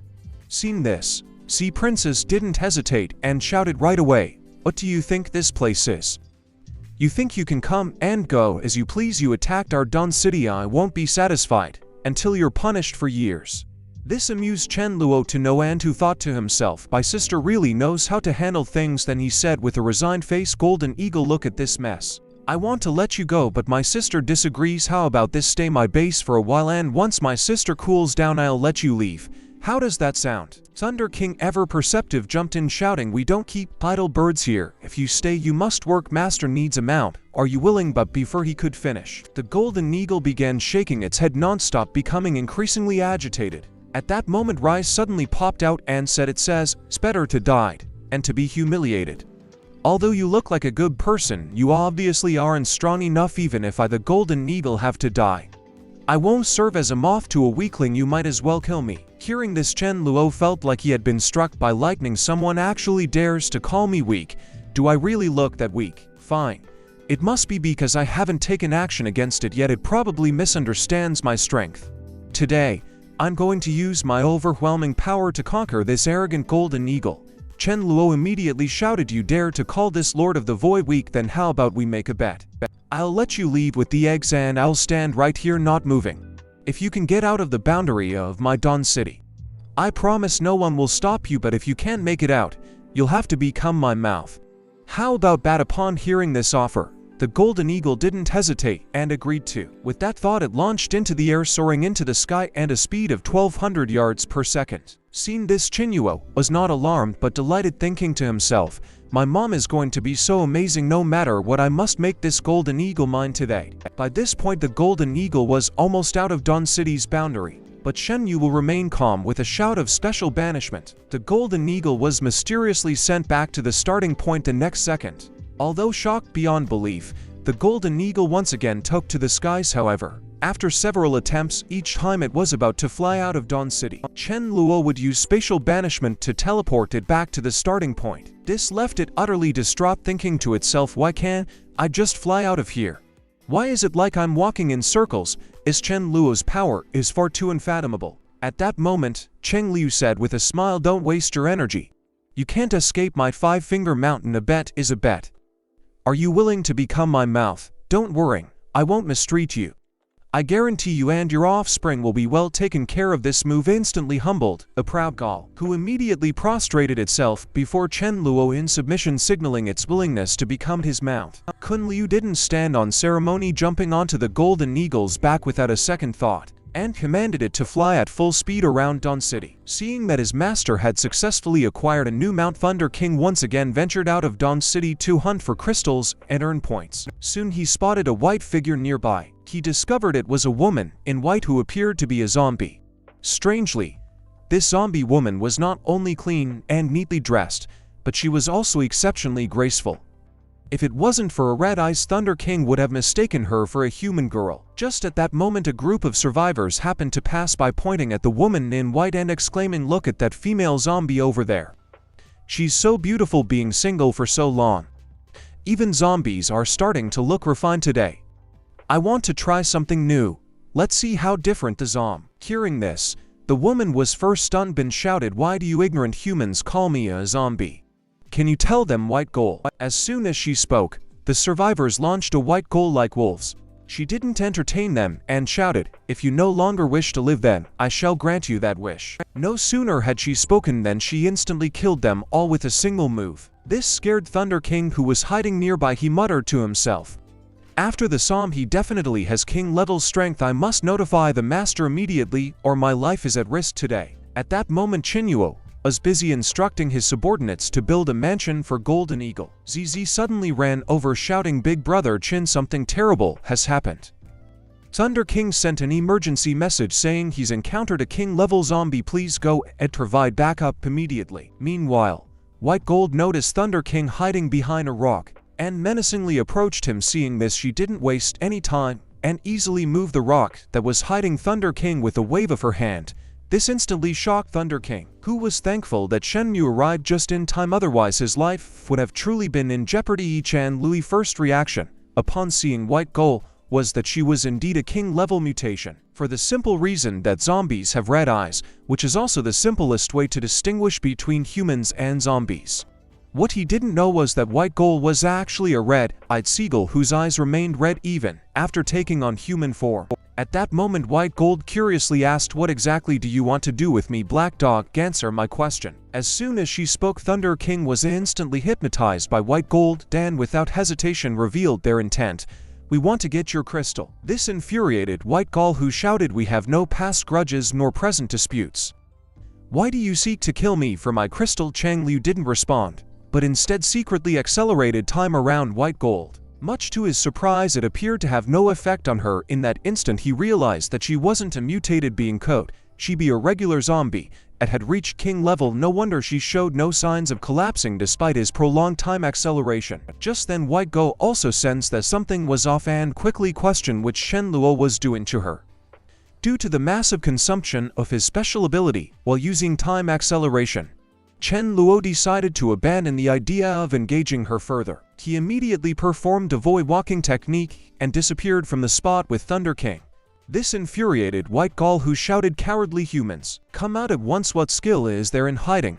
Having said that, she reverted to her true form and flew into the sky looking for any trace of the man and the dog. Meanwhile, you stumbled upon a highly poisonous flower to get rid of John Liu. He immediately collected the flower's toxic pollen. However, he was unsure if this could kill a level 10 being. To test the toxicity of a flower, he poured 2 grams of the pollen into water and handed the glass to one of his level 8 physical base subordinates, telling him to drink it quickly. The subordinate hastily said, "Boss, I'm not thirsty, you should keep it for yourself."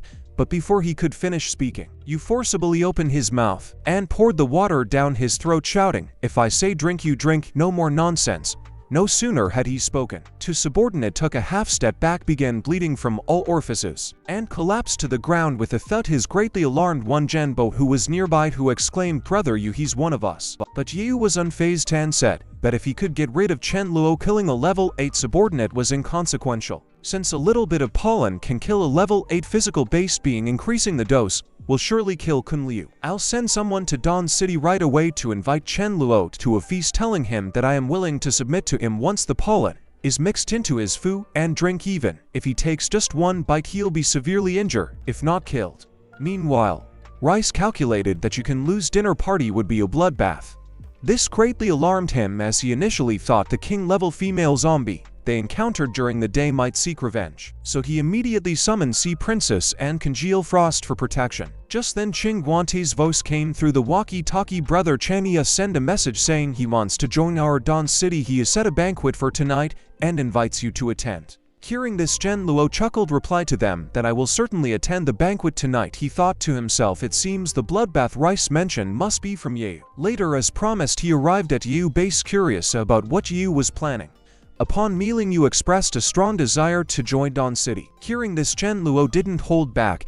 He immediately said, "If you want to be my subordinate, you must bow down to me following the rules of Dawn City." Hearing this, Yu was stunned, wondering what kind of rule this was. Seeing Yu's hesitation, Chen Luo smirked, "If you can't even show this bit of sincerity, we should just say our goodbyes." What you didn't expect was, at the critical moment, one Jenge stepped forward and bowed 3 times to Chen Luo. Seeing this, Yu thought a small concession can lead to a greater plan. It was not easy to invite him here. If I don't bow, how can he stay for dinner? Thinking this, Yu immediately knelt down and shouted, "Big brother," muttering to himself, "You just wait, Chen Luo, I'll make you pay double." At that moment, Chen Luo said solemnly, "Get up, from now on we are brothers." Yu then quickly ordered his subordinates to serve the prepared meal, saying, "Big brother, you've traveled a long way, please taste the food and see if it's to your liking." Chen Luo was no fool. He knew that if something seemed off, something was definitely wrong. From the moment he picked up the sausage, Yu was staring directly at him. It was obvious that something was added to the food. Just then, one Jun Gray suddenly shouted, "Master Chen, don't eat it.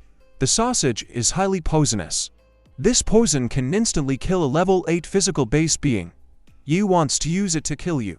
Upon hearing this, Yu was completely stunned and shouted, "One Gen Wei. Do you know what you're saying?" Unexpectedly, after finding out the situation, Chen Luo didn't rush to kill Yu. Instead, he wanted to provoke him further. Because he could melee, remembered that Yu was a dual system ability user in his past life, but it seemed that he hadn't awakened yet, and could a regular level 9 crystal compare with a level 9 dual system ability crystal? Thinking of this, Chen Luo immediately recounted how he had stolen his crystals before, and how he had found out about his king-level mutant, spelling it all out. At this moment, Yu finally understood. "So the mole beside me, Zingalian, but you won. Shun Duane. You scum, I've treated you so well. Why would you betray me?" Saying this, Yu burst into flames, which indicated that he had awakened his dual abilities. Clearly, his second ability was fire-based. At that moment, Yu arrogantly said, "Didn't expect to awaken my dual abilities at this moment. It seems fate is on my side. Now my power has also reached level 10, Chen Luo, I will tear you to pieces." Then he smirked and continued, "Chen Luo, now I'm also a pseudo, level 10, and I have dual abilities. Let's see how you can compete with me now." This greatly alarmed one Gen Gay on the side, who quickly hugged Dan Luo's thigh and shouted, "Master Chen, he has awakened his dual abilities now. I'm guessing you're no match for him anymore. Let's run away together." But Chen Luo was not impressed. He even swept one Jin Gui away with his hand. To Yu's disbelief, Chen Luo instantly appeared in front of him, then grabbed Yu's neck and said, "I forgot to tell you, I'm also a dual system ability user and my level is above yours." However, Yu was not fazed, still shouting, "Are you trying to fool?" The next second, a terrifying fire-based ability burst out from Yu, scaring one Jin Grade, who immediately turned and ran to avoid collateral damage. Chen Luo instantly decided to relocate for a decisive battle. After he shouted "Void walking," the two instantly appeared at a zombie stronghold because he wanted to see if Yu's luck could attract another king-level zombie before his death. At this point, Yu frantically said, "What the hell do you want to do to me?" Kun Liu didn't respond but instead raised his right hand high and fiercely slapped him on the forehead. Instantly blood spurted out for Yu nose and mouth. But just as Zhang Luo raised his arm to strike again, Yu immediately unleashed a fire-based ability towards him, then took the opportunity to break free. Seeing this, Yu didn't hesitate and without a word turned and ran, but Yu had only taken a few steps when he was pulled back by Chen Luo through spatial exile. Then he summoned a sword of void and slashed at Yu. Faced with the sword, Yu can only widen his eyes and await his death. However, just as Jin Luo was about to decapitate him, a flash of golden light suddenly illuminated the sky. Following the direction of the light, they found a female zombie bathed in the holy light. This couldn't help but earn Shot and Louis praise for Yu. "You truly are a child of fortune. You actually attracted another king-level mutant before dying." At this point, the mutant angrily said, "What are you two jabbering about? You're too nosy." And then she shot several huge golden beams at them. Seeing this, Chen Lu instantly used void walking to dodge, but Yu, who couldn't use void walking, wasn't so lucky because the speed of the light was too fast. He could only stand his ground and take the hit. What Chen Luo never expected was, not only was Yu escaped, but his power also suddenly increased several times. Seeing the scene, Qinyue was completely dumbfounded. This is truly outrageous. How else would you describe him as having a god-tier luck? Such ridiculous events could actually happen to him. At that moment, Yu waved his hand and several fire blades, each several meters long, suddenly appeared in front of Qin Liu. Although Qinyue was quite shocked, he was far from frightened as the situation had not yet slipped out of his control. But Yu thought otherwise and taunted Chen Luo, "Prepare to die today. Will tear you to pieces to quell the hatred in my heart." Saying that, he suddenly charged towards Chen Luo in the air, only to be sent back to the ground by Chen Luo's spatial exile. Then seizing the opportunity, he immediately applied time acceleration to the mutant on the side. Only 2 seconds had passed and the mutant died on the spot under Yu's astonished gaze. Chen Luo didn't hesitate and quickly retrieved the king-level crystal from the mutant before storing it in his own ability space. Before Yu could even figure out what was happening, Chen Luo cast time acceleration on him.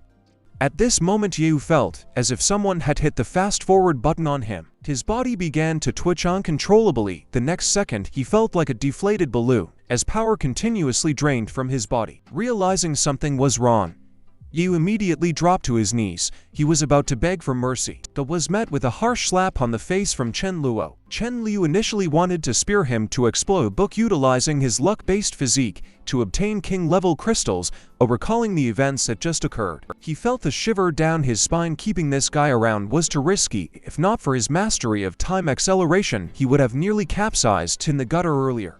Thinking this, Chen Liu immediately said, "I'm in a good mood today.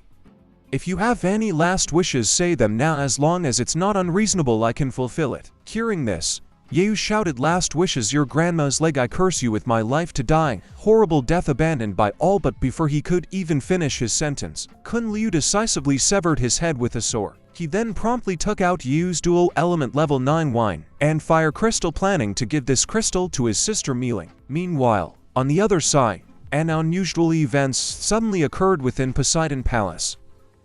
It turns out an orca had advanced to king level, and it was the brother of the orca that Shen Yu had previously hunted. Originally, Baihao would never allow such a threat to emerge. If it weren't for dealing with Chen Luo, it would have devoured the orca to enhance his own strength without hesitation.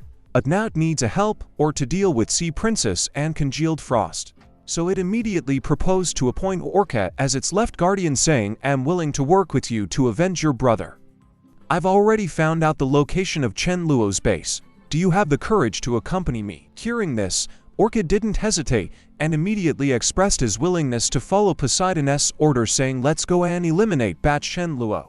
Rai sensed that Chen Luo was in imminent danger and informed him that a group of powerful beings from the sea would come to Dawn City to seek revenge today. Hearing this, Chen Luo froze, muttering to himself, "Isn't this referring to Poseidon Baihao? In another 2 or 3 days I could have advanced the king level, and even 10 Baihao would be no match for me. But this guy has to show up today of all days. What can I do? I can't abandon." Everyone feeling perplexed, Rai suddenly jumped into his arms and said, "Don't worry, it will be a close call, but you'll be safe. In the special ability fusion technique you've been yearning for has come into play. This skill is enough to turn the tide." Hearing this, Chen Luo was overjoyed and shouted, "I can finally use that space-time ability." He then hastily went to find Melee, wanting to share this good news, but he found Melee wearing glasses, deeply engrossed in a book. Seeing this, Chen Luo quickly asked, "Do you have myopia? But you look pretty good." "And glasses me," we hurriedly explained. "No, I don't have myopia. I just feel about wearing glasses gives reading a certain feel." At that moment, Shan Lupo suddenly embraced Me Li from behind and then gave her a king-level light crystal. Meanwhile, on the other side, Poseidon Baihao was rallying his troops to prepare for a fight to the death, with Chen Luo declaring that everyone must participate in this operation.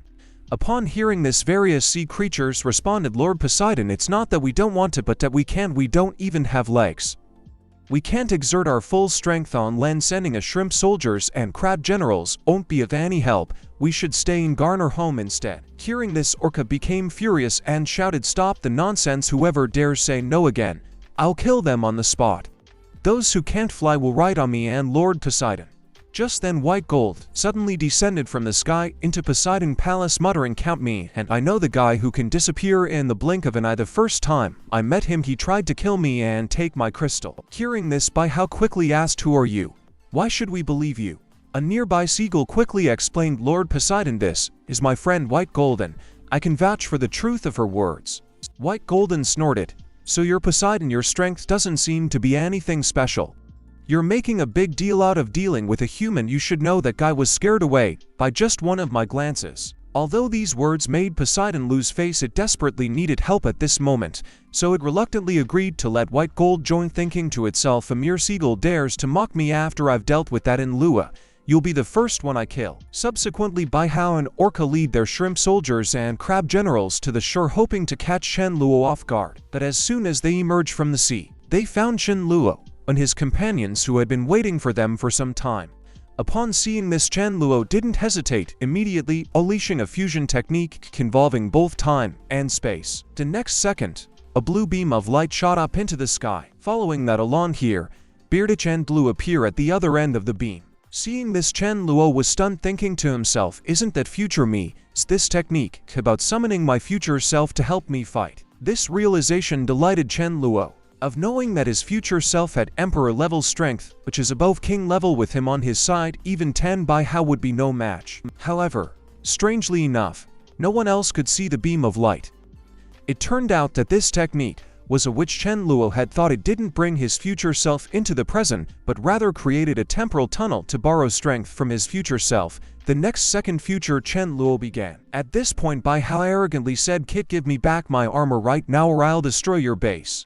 Chen Luo ignored him and continued to absorb the transferred power. This infuriated Bai Hao, who shouted, "You dare to ignore me?" Then he charged at Chen Luo. At this moment Chen Luo's face turned pale, thinking, why is the transfer of power so slow? It wasn't that he was afraid Bai Hao would interrupt the power transfer. The Chen Luo in this time was melee an illusion. He couldn't be harmed by any attacks during this period. Realizing this, Chen Luo yelled at Sea Princess and Congealed Frost, "Run quickly, find a way to buy us 2 minutes." Unexpectedly, they couldn't hear the voice of Chen Luo from another timeline, and assumption Chen Luo was asking them to garden. Without a second thought, they charged towards Bai Hao. Just at this moment, white gold suddenly swooped down from the sky towards the two of them, quickly casting an illusion spell on Sea Princess and Congealed Frost.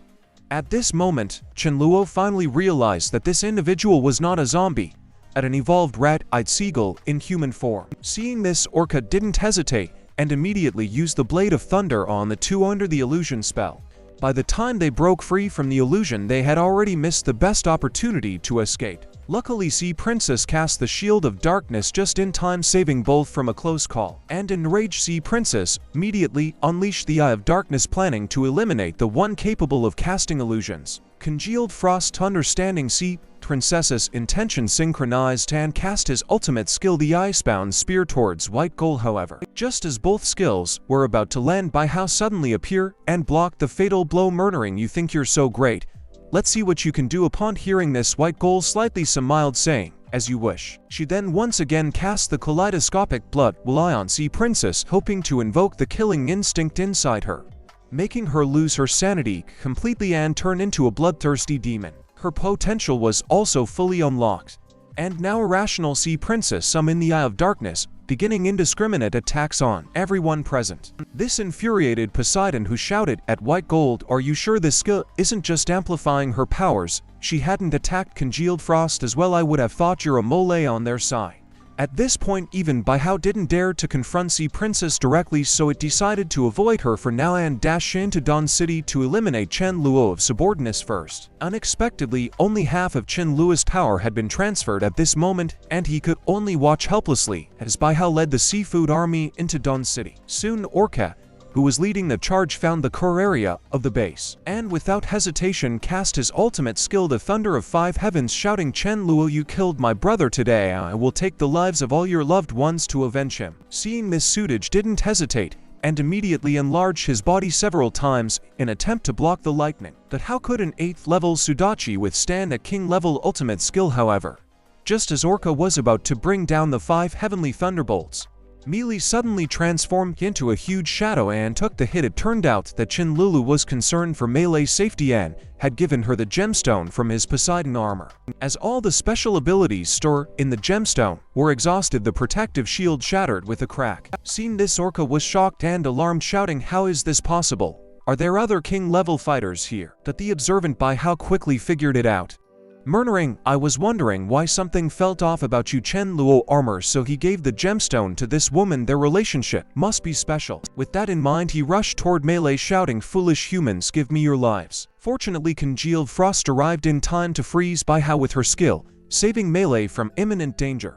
But unexpectedly, Orca released another ultimate skill aimed at Melee. In the nick of time, Thunder King appeared and pushed Melee out of the way. Just as Thunder King was preparing to go head-to-head with Orca, White Gold suddenly appeared and cast an illusion spell on him. The next second, Thunder King's eyes became vacant. At the same time, Bai Hao broke free from Congealed Frost's freeze, preparing to move in for the kill. Realizing that she couldn't save Melee from a king-level fighters by herself, Congealed Frost knew she could only stall for time, waiting for Chen Luo to come to the rescue. It seemed that now is the time to use that ultimate move. "Goodbye, Chen Luo. Goodbye, friends of Dawn City," she monitored as she released her ultimate skill, the Sorrow of Frost. Suddenly, snow-white frost began to fall from the sky and Congealed Frost collapsed, her heart stopping. The next second, the 3 king-level fighters were completely frozen by Congealed Frost at the cost of her own life. Meanwhile, on the other side, Chen Luo finally completed his power transfer, instantly breaking through from king level to emperor level. Not pausing the field of once familiar yet powerful energy, he immediately teleported back to Dawn City, but what he saw was mainly holding congealed frost. Crying uncontrollably, shouting, "Congealed frost, how could you be so foolish? You sacrifice your own life to save me. I won't let you die." Saying this, Melee began to cast healing spells on congealed frost continuously. However, no matter how hard Melee tried, there was no sign of life from congealed frost. Seeing this, Melee didn't hesitate and immediately cast her newly learned ultimate skill, Resurrection. Chen Luo wanted to stop her, knowing that using the resurrection spell could risk shattering her crystal, but on second thought, congealed frost had lost her life to save Melee. It's unlikely Melee would listen to anything he said now. Moreover, Rice's prophecy didn't mention any danger to Melee thinking. Unexpectedly, even after casting the resurrection spell, congealed frost still showed no signs of waking up at this moment. Mainly broke down completely, constantly shouting, "Why did the resurrection fail? Congealed frost, wake up." Seeing this, Kun Liu was instantly furious, muttering to himself, "You three worthless beings dared to kill my sister. None of you are leaving here alive today." Just then, Poseidon Bihao was the first to break free from congealed frost's freeze, taunting, "Mermaid, you're quite strong, sacrificing your own life to trap me. That's utterly foolish. All you did was delay the inevitable." Before he could finish, a hand silently appeared in front of him. With a slap, a resounding slap landed squarely on Bihao's face. The next second, he flew back like a cannonball, rolling on the ground for more than a mile before coming to a stop. At this moment, Bihao was completely dumbfounded, muttering to himself, "How did this kid get so strong in just a few days?" With that, he threw a powerful punch Chen Luo, only for Chen Luo to effortlessly block it with a casual lift of his hand. Seeing this, Orcao, who was standing nearby, didn't hesitate. "Lord Poseidon, allow me to assist you." As he spoke, he began to conjure his ultimate move, Apocalypse Thunderstorm. Bihao immediately yelled at Orcao, "Are you an idiot? This guy has the ability to teleport. Why would he stand still and let you attack him?" Chen Luo chuckled. "How do you know I won't stand still and take the hint? This time I'm going to disappoint you." Saying this, Chen Luo grabbed Bihao and used him as a shield, raising him in front of himself. This scared Poseidon quite a bit, seeing Orca's ultimate move rapidly approaching. "Are you crazy? Put me down." Chen Luo ignored him and instead cast a spatial banishment spell. "I'm a fine White Goal." He then lifted both Bihao and White Go high, using them to block Orca's Apocalypse Thunderstorm. This scared both of them, frantically shouting, "What's going on? Let us go, you maniac!" But before they could finish, the Apocalypse Thunderstorm hit them squarely, followed by an earth-shattering explosion. Chen Luo stood there holding Poseidon with one hand and stepping on White Gold, boastfully saying, "Dare to force my sister are deaf. None of you worthless beings are leaving here live today." Unwilling to give up, White Gold attempted to use illusions to control Chen Luo, but no matter how she deployed her ultimate techniques, the illusions have no effect on Chen Luo. This left White Gold utterly baffled. She had never failed with this technique before, so why was it ineffective against him? Chen Luo crushed her like an ant, turning this king-level powerful being into Pope. In that instant, Bihao, who fancied himself Poseidon, felt an overwhelming sense of despair. Controlled by fear, he thought to himself, "It's only been a few days. How has this guy become so terrifyingly strong?" Seeing all this, Orca wasn't stupid either, and immediately prepared to make a run for it. Shan Luo, however, wasn't indulging him, and instantly used Voidwalker to appear in front of him, murmuring, "You miss your brother, don't you? I'll send you to reunite with him." Hearing this, Orca's face hardened as he quickly conjured a great power of thunder, preparing to self-destruct. But how could Shan Luo give him that opportunity? The next second, he unleashed the Void Sword and immediately sliced him into 18 pieces. This scared Bihao quite a bit, who frantically shouted, "How is this possible? Even I don't have the ability to kill work in an instant. Is this really the same human who only knew how to run away?" Hearing this, Chen Luo grinned. "Don't worry, you're next, but I won't let you die that easily." Meanwhile, on the other side, Melee, under the conditions of sorrow, actually advanced her resurrection spell to a higher level, and she again unleashed the Sacred Light Resurrection. A miracle finally occurred. The already deceased congealed frost softly whimpered. This excited me, lead to Nolan, who joyously shouted, "Great, I finally brought congealed frost back to life." But at that moment, Chen Luo suddenly sensed that Sea Princess's aura had weakened. So without a second thought, he used Voidwalker to arrive at the seashore, only to find that Sea Princess was already lying on the ground motionless. He immediately rushed forward to check on his sister, grateful that the crystal had not shattered, just that she had fainted due to exhaustion. It seems the original plan needs to be changed. This position was supposed to be for my sister, but given the current situation, I have no choice but to step up myself.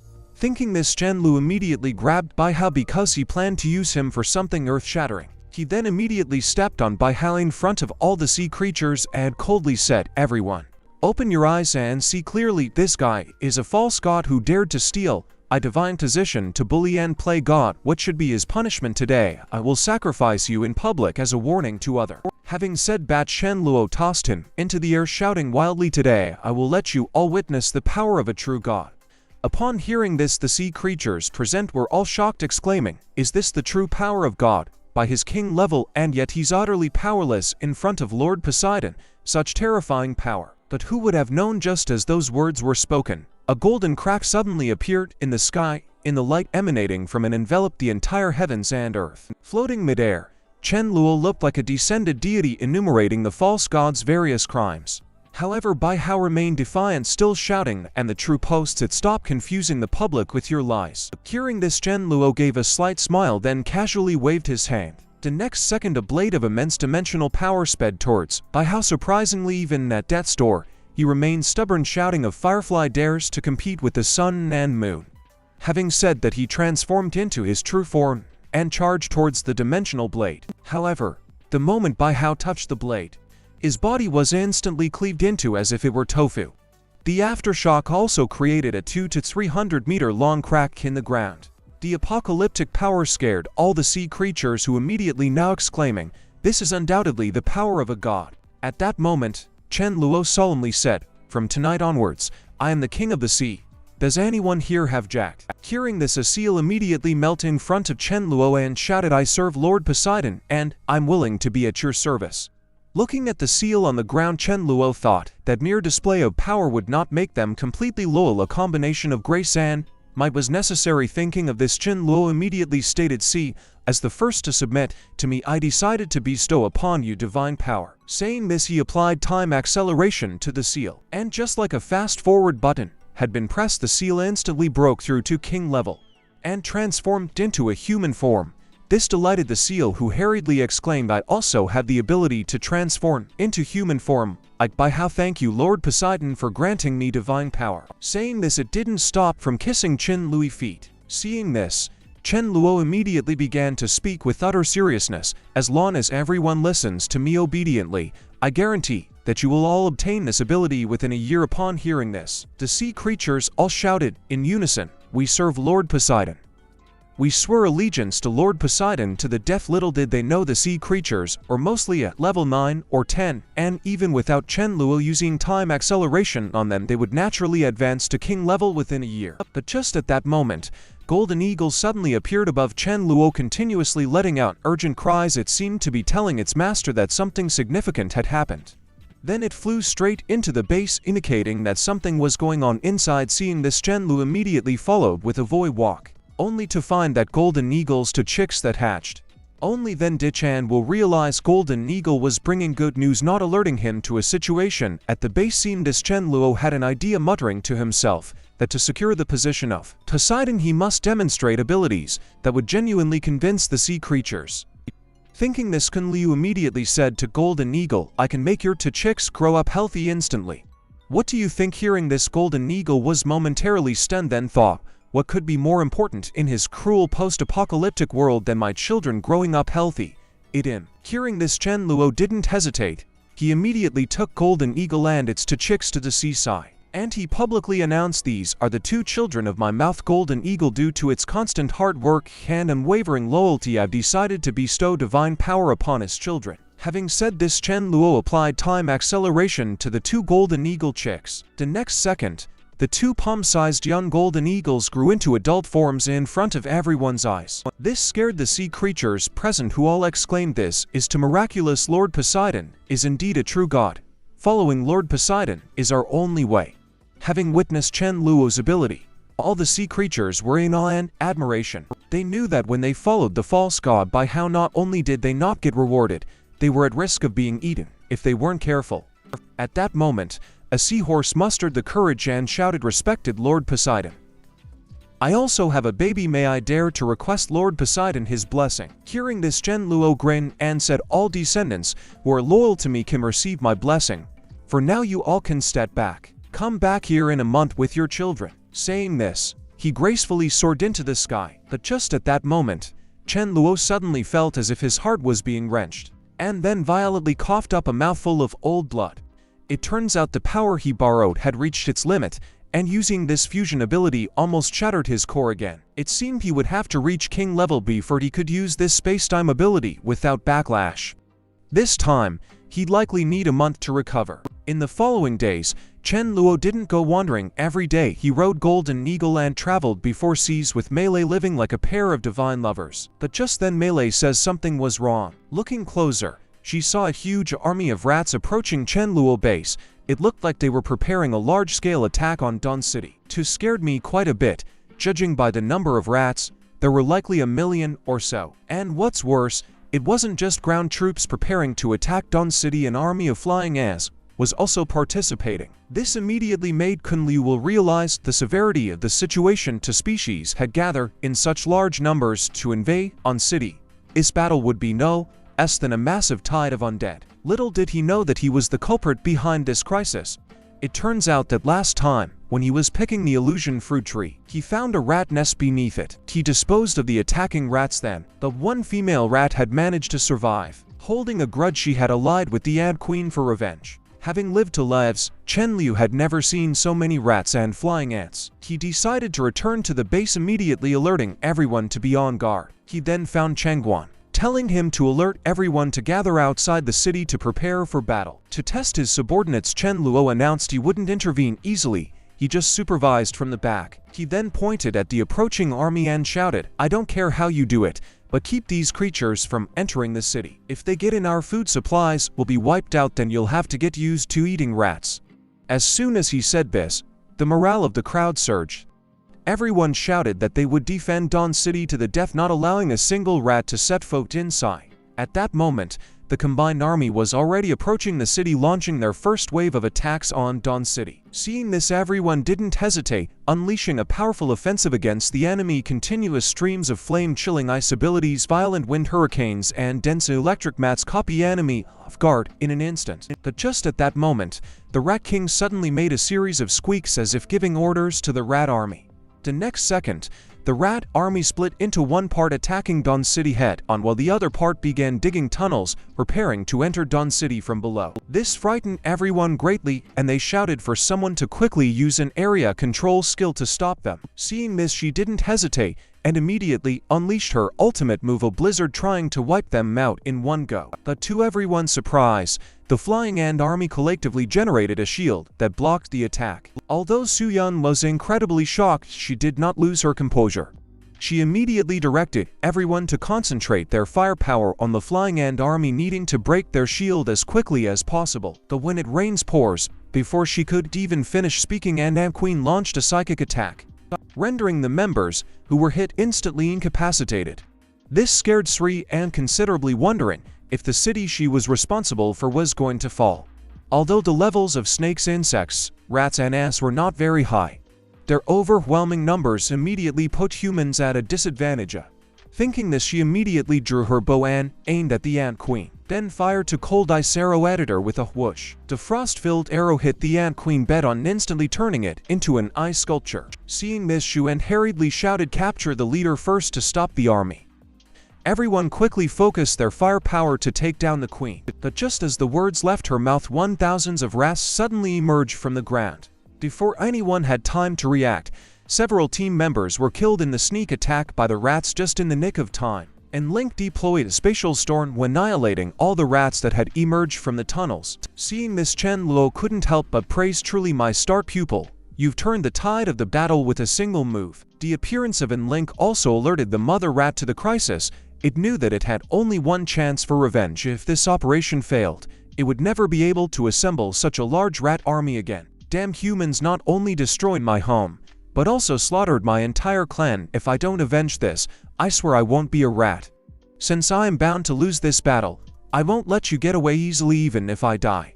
Having said this, The mother rat ordered its army to make a final charge. Seeing this, Link immediately pointed at the mother rat and shouted, "Everyone focus your firepower on that rat," but just as the words left her mouth, a thick black mist erupted from the mother rat's body and it emitted a series of sinister squeaks. The next second, the members who inhaled the black mist began to spurt blood from their mouths. In an instant, the black mist enveloped the entire Dawn City. Chen Luo immediately realized something was off, silently cursing, "These damn rats have unleashed a plague."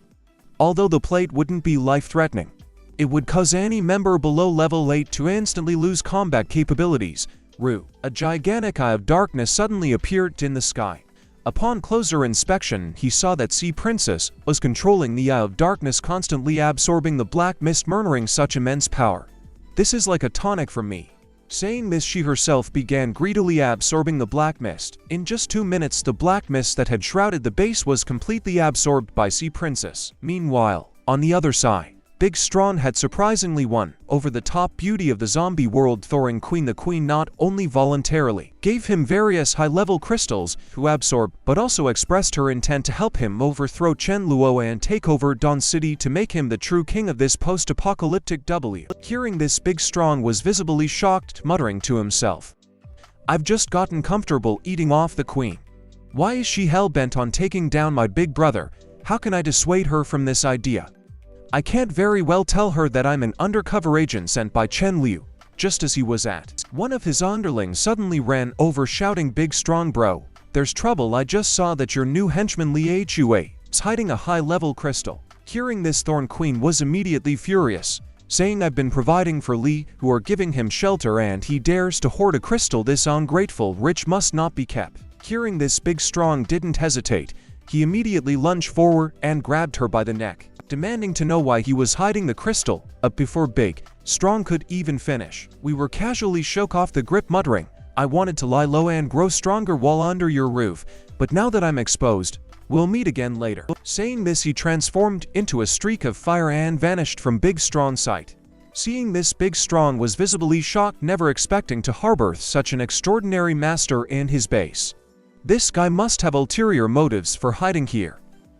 I need to urgently inform my big brother to take care of this problem. Meanwhile, on the other side, Kun Liu had just finished dealing with the rat swarm when he received a psychic message from Big Strong, but when he heard the name Li Hua, he was instantly stunned. That guy has a significant background. He was the first regular zombie to ascend to king level in his past life, since humanity's highest level fighters were only level 9. At that time, no one could match him to protect themselves.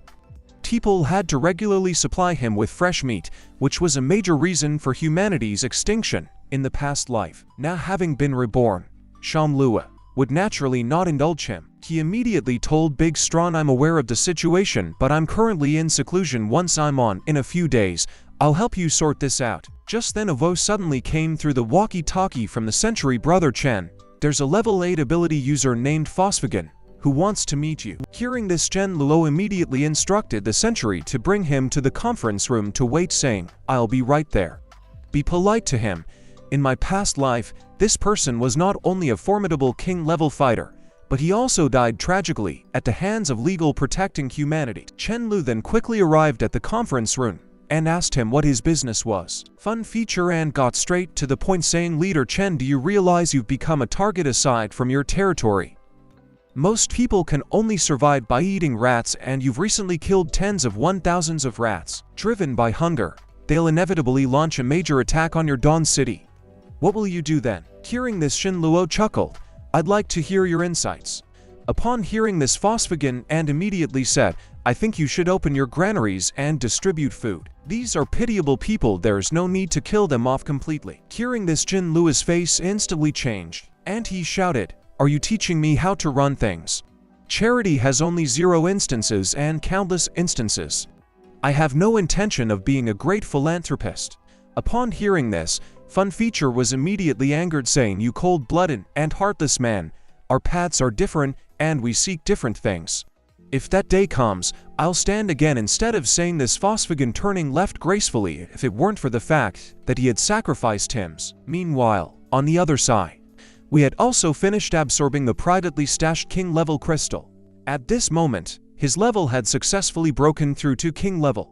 The first thing he wanted to do was to destroy Dawn City. However, he knew that as the strongest human base, Dawn City would undoubtedly have top-level experts. So he decided to test his newfound king-level strength on another base before taking on Dawn City. Soon enough, he set his sights on Phosphagon, deciding to use them for practice. Meanwhile, in another location, Thunder King was also in the area searching for high-level zombies, muttering to himself, "This is the most active time for zombies. I might catch a level 10 or higher today." But just as he finished speaking, the base in front of Thunder King was attacked by zombies. And the one leading the attack was the king-level zombie Li Hua. After his barrage of attacks, the base was filled with screams. People were shouting, "Leader Fawn, something terrible has happened, come out and save us." Hearing this, Phosphagon was greatly shocked, thinking to himself, "Is this guy a regular zombie or a mutant?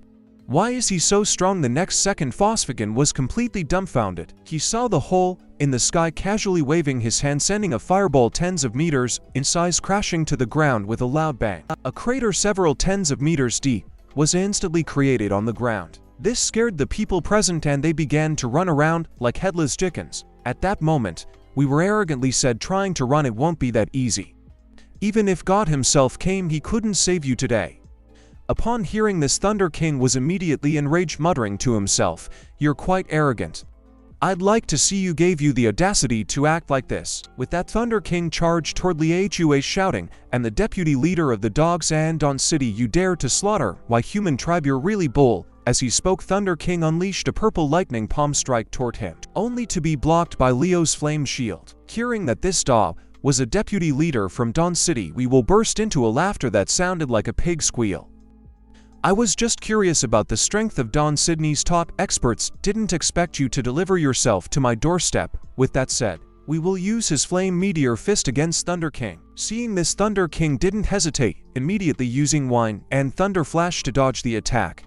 Murmuring, "You think you can hit me with that speed? You're dreaming." But just as he finished speaking, Waifu unleashed his flame-rising dragon tyrant at Thunder King. Although Thunder King dodged multiple fired dragons and timed, he was caught off guard by one. Seeing the situation was dire, Thunder King immediately opened his mouth and took a deep breath, then unleashed a lightning hurricane to disperse the fire dragon. Although this maneuver allowed Thunder King to narrowly escape, the wine actually fanned the flames, making them burn even more intensely. Several columns of fire shot up like a volcanic eruption, forming a fire cage that trapped Thunder King. Although Thunder King's wind and Thunder Flash was fast, it couldn't escape the cage light and Lewis' ability to walk through the void. Trapped Thunder King was immediately at disadvantage, taking a solid hit from the wall. Before Thunder King could recover, a massive fire dragon formation swept towards him. At this moment, Thunder King had no way to escape, and if hit by this attack, he estimated that he would most likely die here today. Seeing this, the dog leader didn't hesitate at all.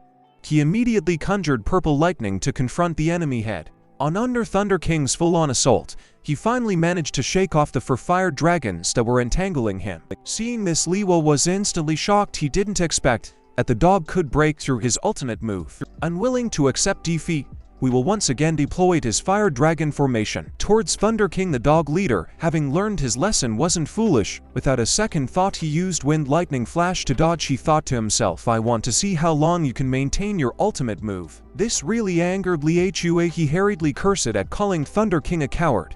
"If you're so tough, stop running." Hearing this, Thunder King chuckled. "I'll run, what can you do about it? Come and chase me, you idiot." At this moment, we will also realize he was being baited. If this continues, his powers will be drained in no time. Thinking this, he immediately rushed to the ground. Then he yelled, "So you want to play the hero? I'm going to destroy your Dawn City now." With that, he grabbed Phosphagon by the throat and yelled, "Tell me where Dawn City is, speak up and I might spare your life." Though he disapproves of Dawn City's ways, he isn't an ungrateful lowlife. He knows if Thunder King hadn't intervened, none of them, including himself, would have gotten away. Even when subjected to the fiery torture, he didn't leak a single detail about Dawn City. He was burned alive, yet fun feature, and never gave in to the enemy. Thunder King wanted to step in and save him, but unfortunately, he was a step too late. Seeing Thunder King escape his fire dragons once more, Lethal was utterly enraged this time. The next second, two pillars of fire erupted around him. But this time his target wasn't Thunder King, it was himself. Before the dog leader could react, he suddenly appeared in front of Thunder King as if propelled by rocket. He then directly grabbed Thunder King's left leg, monitoring. "You like to run, don't you? Now let's see where you can run, prepare to die." As he spoke, a burst of intense flame erupted from his body, aiming to roast Thunder King inside and out. Yet Thunder King didn't show a hint of fear. Instead, he grinned and asked, "Are you an insulator? Let me introduce you to 1,000,000 volts." As soon as he finished speaking, a surge of dominant purple electricity instantly spread throughout his body, forcing Luo had to let go and self-preservation before he could understand what was happening. A bolt of purple lightning suddenly descended from the sky. Thunder King's counterattack officially began with a deafening boom. The bolt of lightning struck directly Liu, however. He was extremely quick to react, immediately deploying a fire shield for protection. Seeing this, Thunder King wasted no time, immediately releasing 6 bolts of lightning in quick succession under Thunder King's relentless assault. Although this wave of attack consumed a lot of energy, it didn't do fatal damage to Liu. However, Levi had almost completely drained his own powers to defend against the lightning. At this moment, we couldn't help but sigh. If a dog from Dawn City can do this to me, what will happen? If the leader comes thinking of this, we will quickly propose to ceasefire. Arguing that continuing would. Thunder King disagreed, say, "I finally drained your powers and you still have the audacity today. I must bring back a king-level crystal for my master."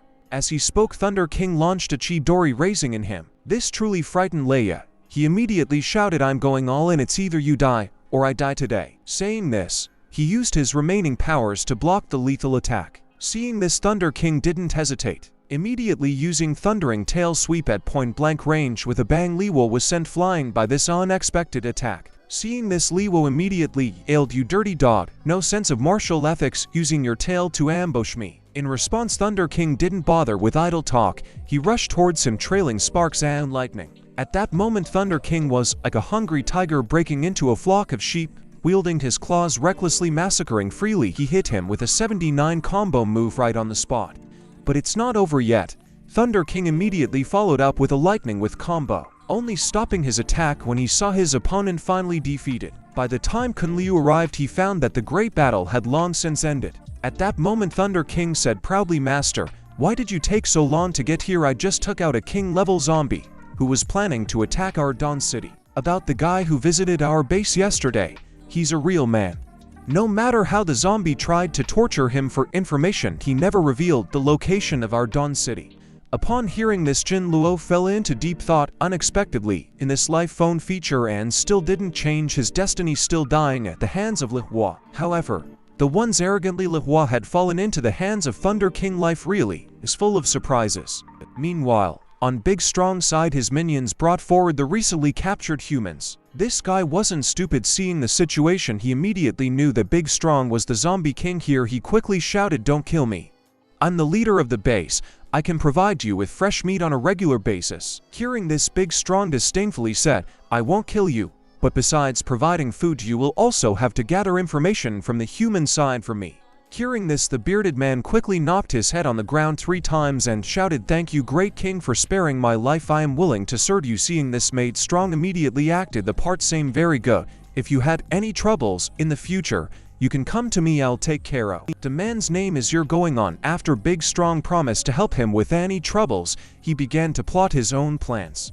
"My biggest problem right now is Dawn City. With this behemoth in place, our smaller bases can't recruit any elites. Only by overthrowing Dawn City can I expand my base. Humans and zombies have always been at odds, and a zombie king must also consider Dawn City a thorn in his side. So all I need to do is to ally with the zombie king, as well as some other bases that also dislike Dawn City, to get rid of his nuisance." Upon this thought, he immediately thought of Wan Jingwei. Not long ago, John Liu had killed his older brother Ye. Wan Jingui must harbor a deep grudge against Jin Luo. Sure, Go Young promptly sought out Wan Jingui to share his plan, asking if he'd like to join an anti-Dawn City alliance. Hearing this, Wan Jingui instantly said, "I can't coexist with Jin Luo. If I can avenge my brother, I'll gladly join." Hearing this, Shirt Go Young grinned, saying, "And we will jointly work against Dawn City.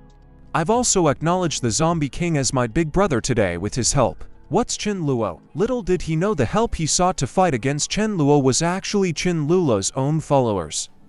Wan Jingwei also smirked to himself, thinking, "I'm going to accomplish a great feat again. This guy must be mad to go against Chin the Immortal."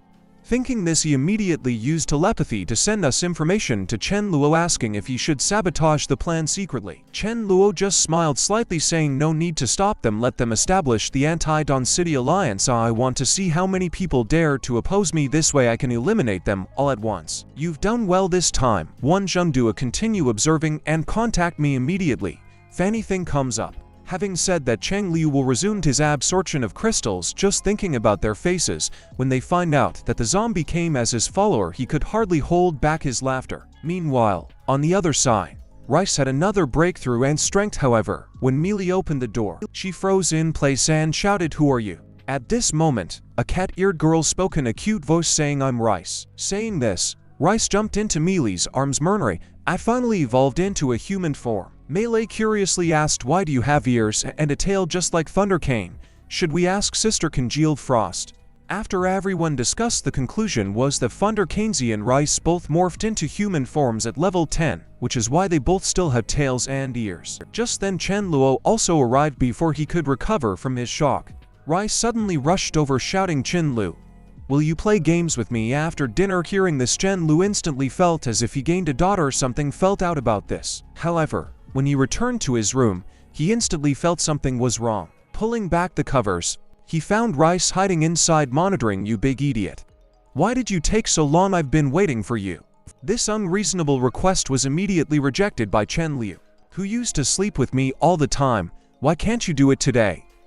Hearing this, Chen Luo immediately responded in a fluster manner, "Rice, you're not a little kitten anymore. You need to learn to sleep on your own now. Besides, you've evolved into a human form. It's not appropriate for us to share a bed."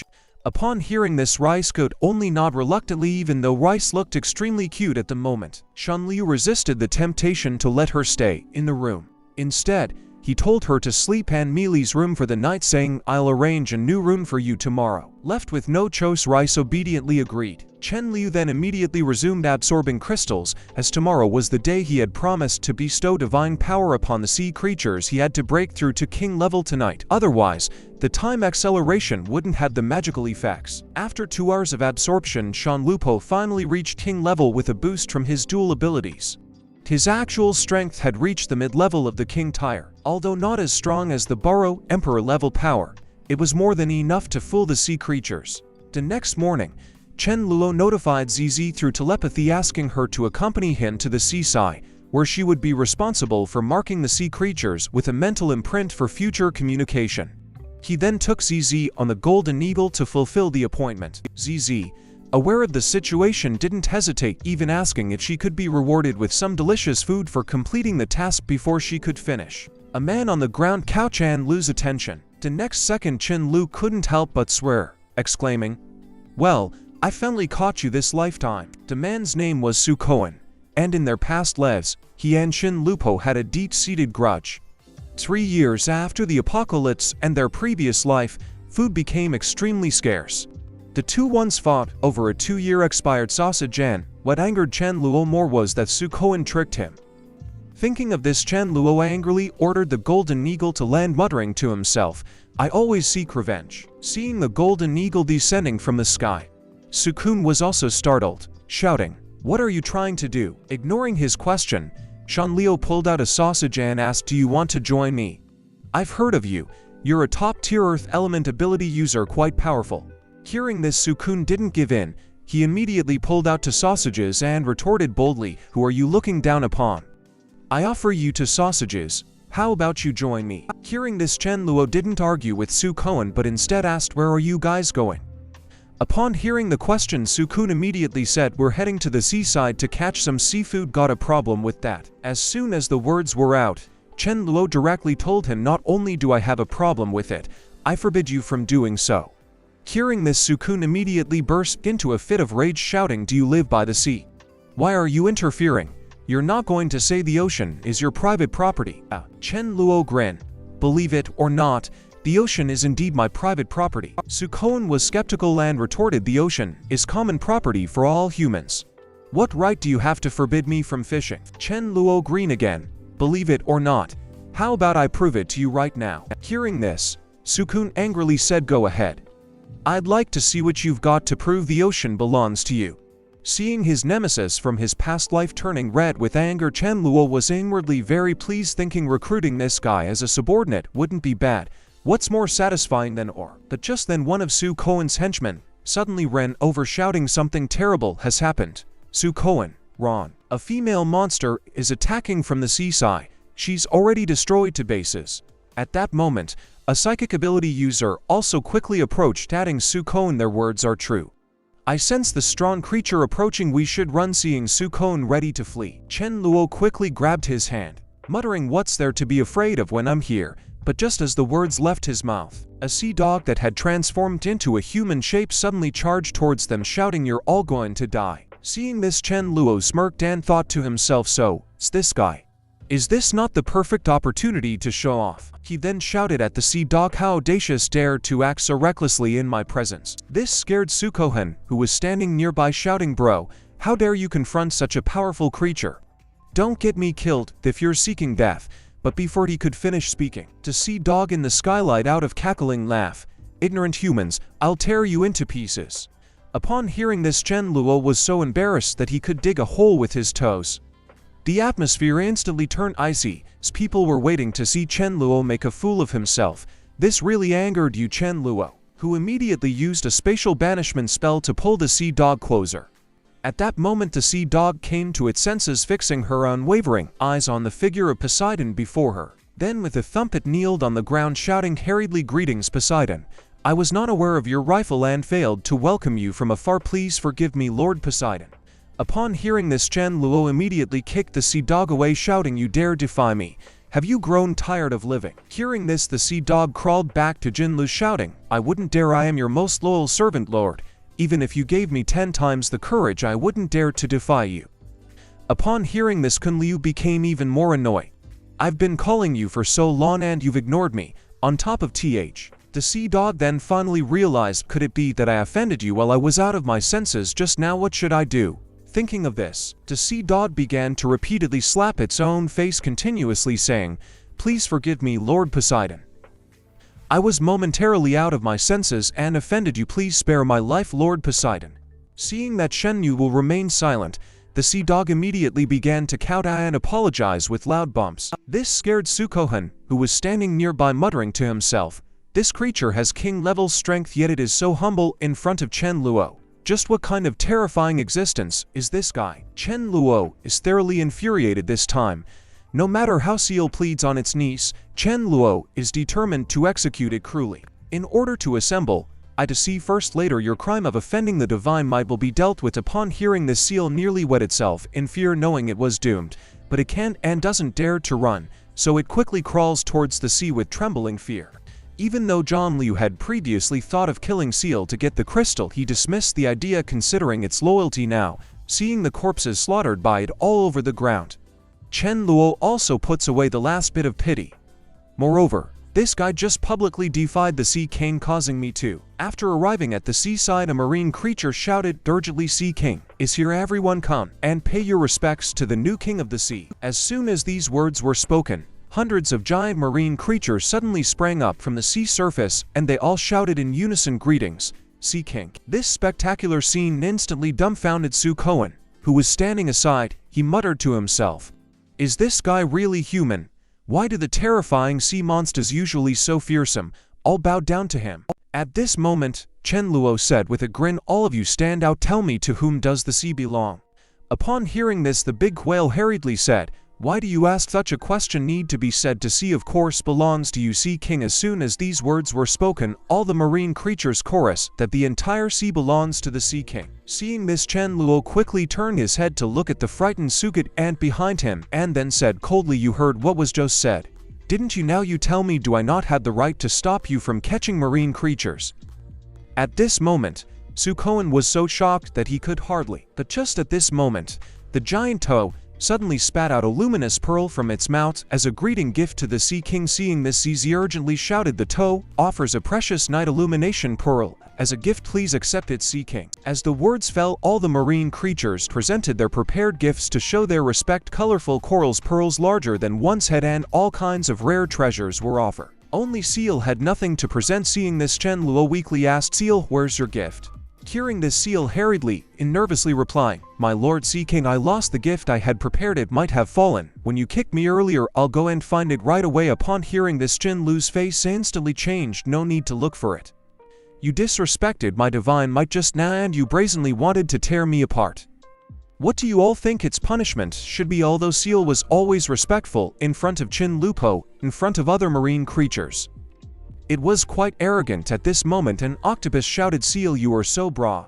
Seeing this, Seal immediately fell to its knees with a thought, shouting loudly, "Sea King, my lord, I realized my mistake. Please forgive me this time." But before it could finish speaking, Seal was exiled into a group of marine creatures by Chen Luo using a special technique. In just a second, Seal was torn apart instantly by the marine creatures.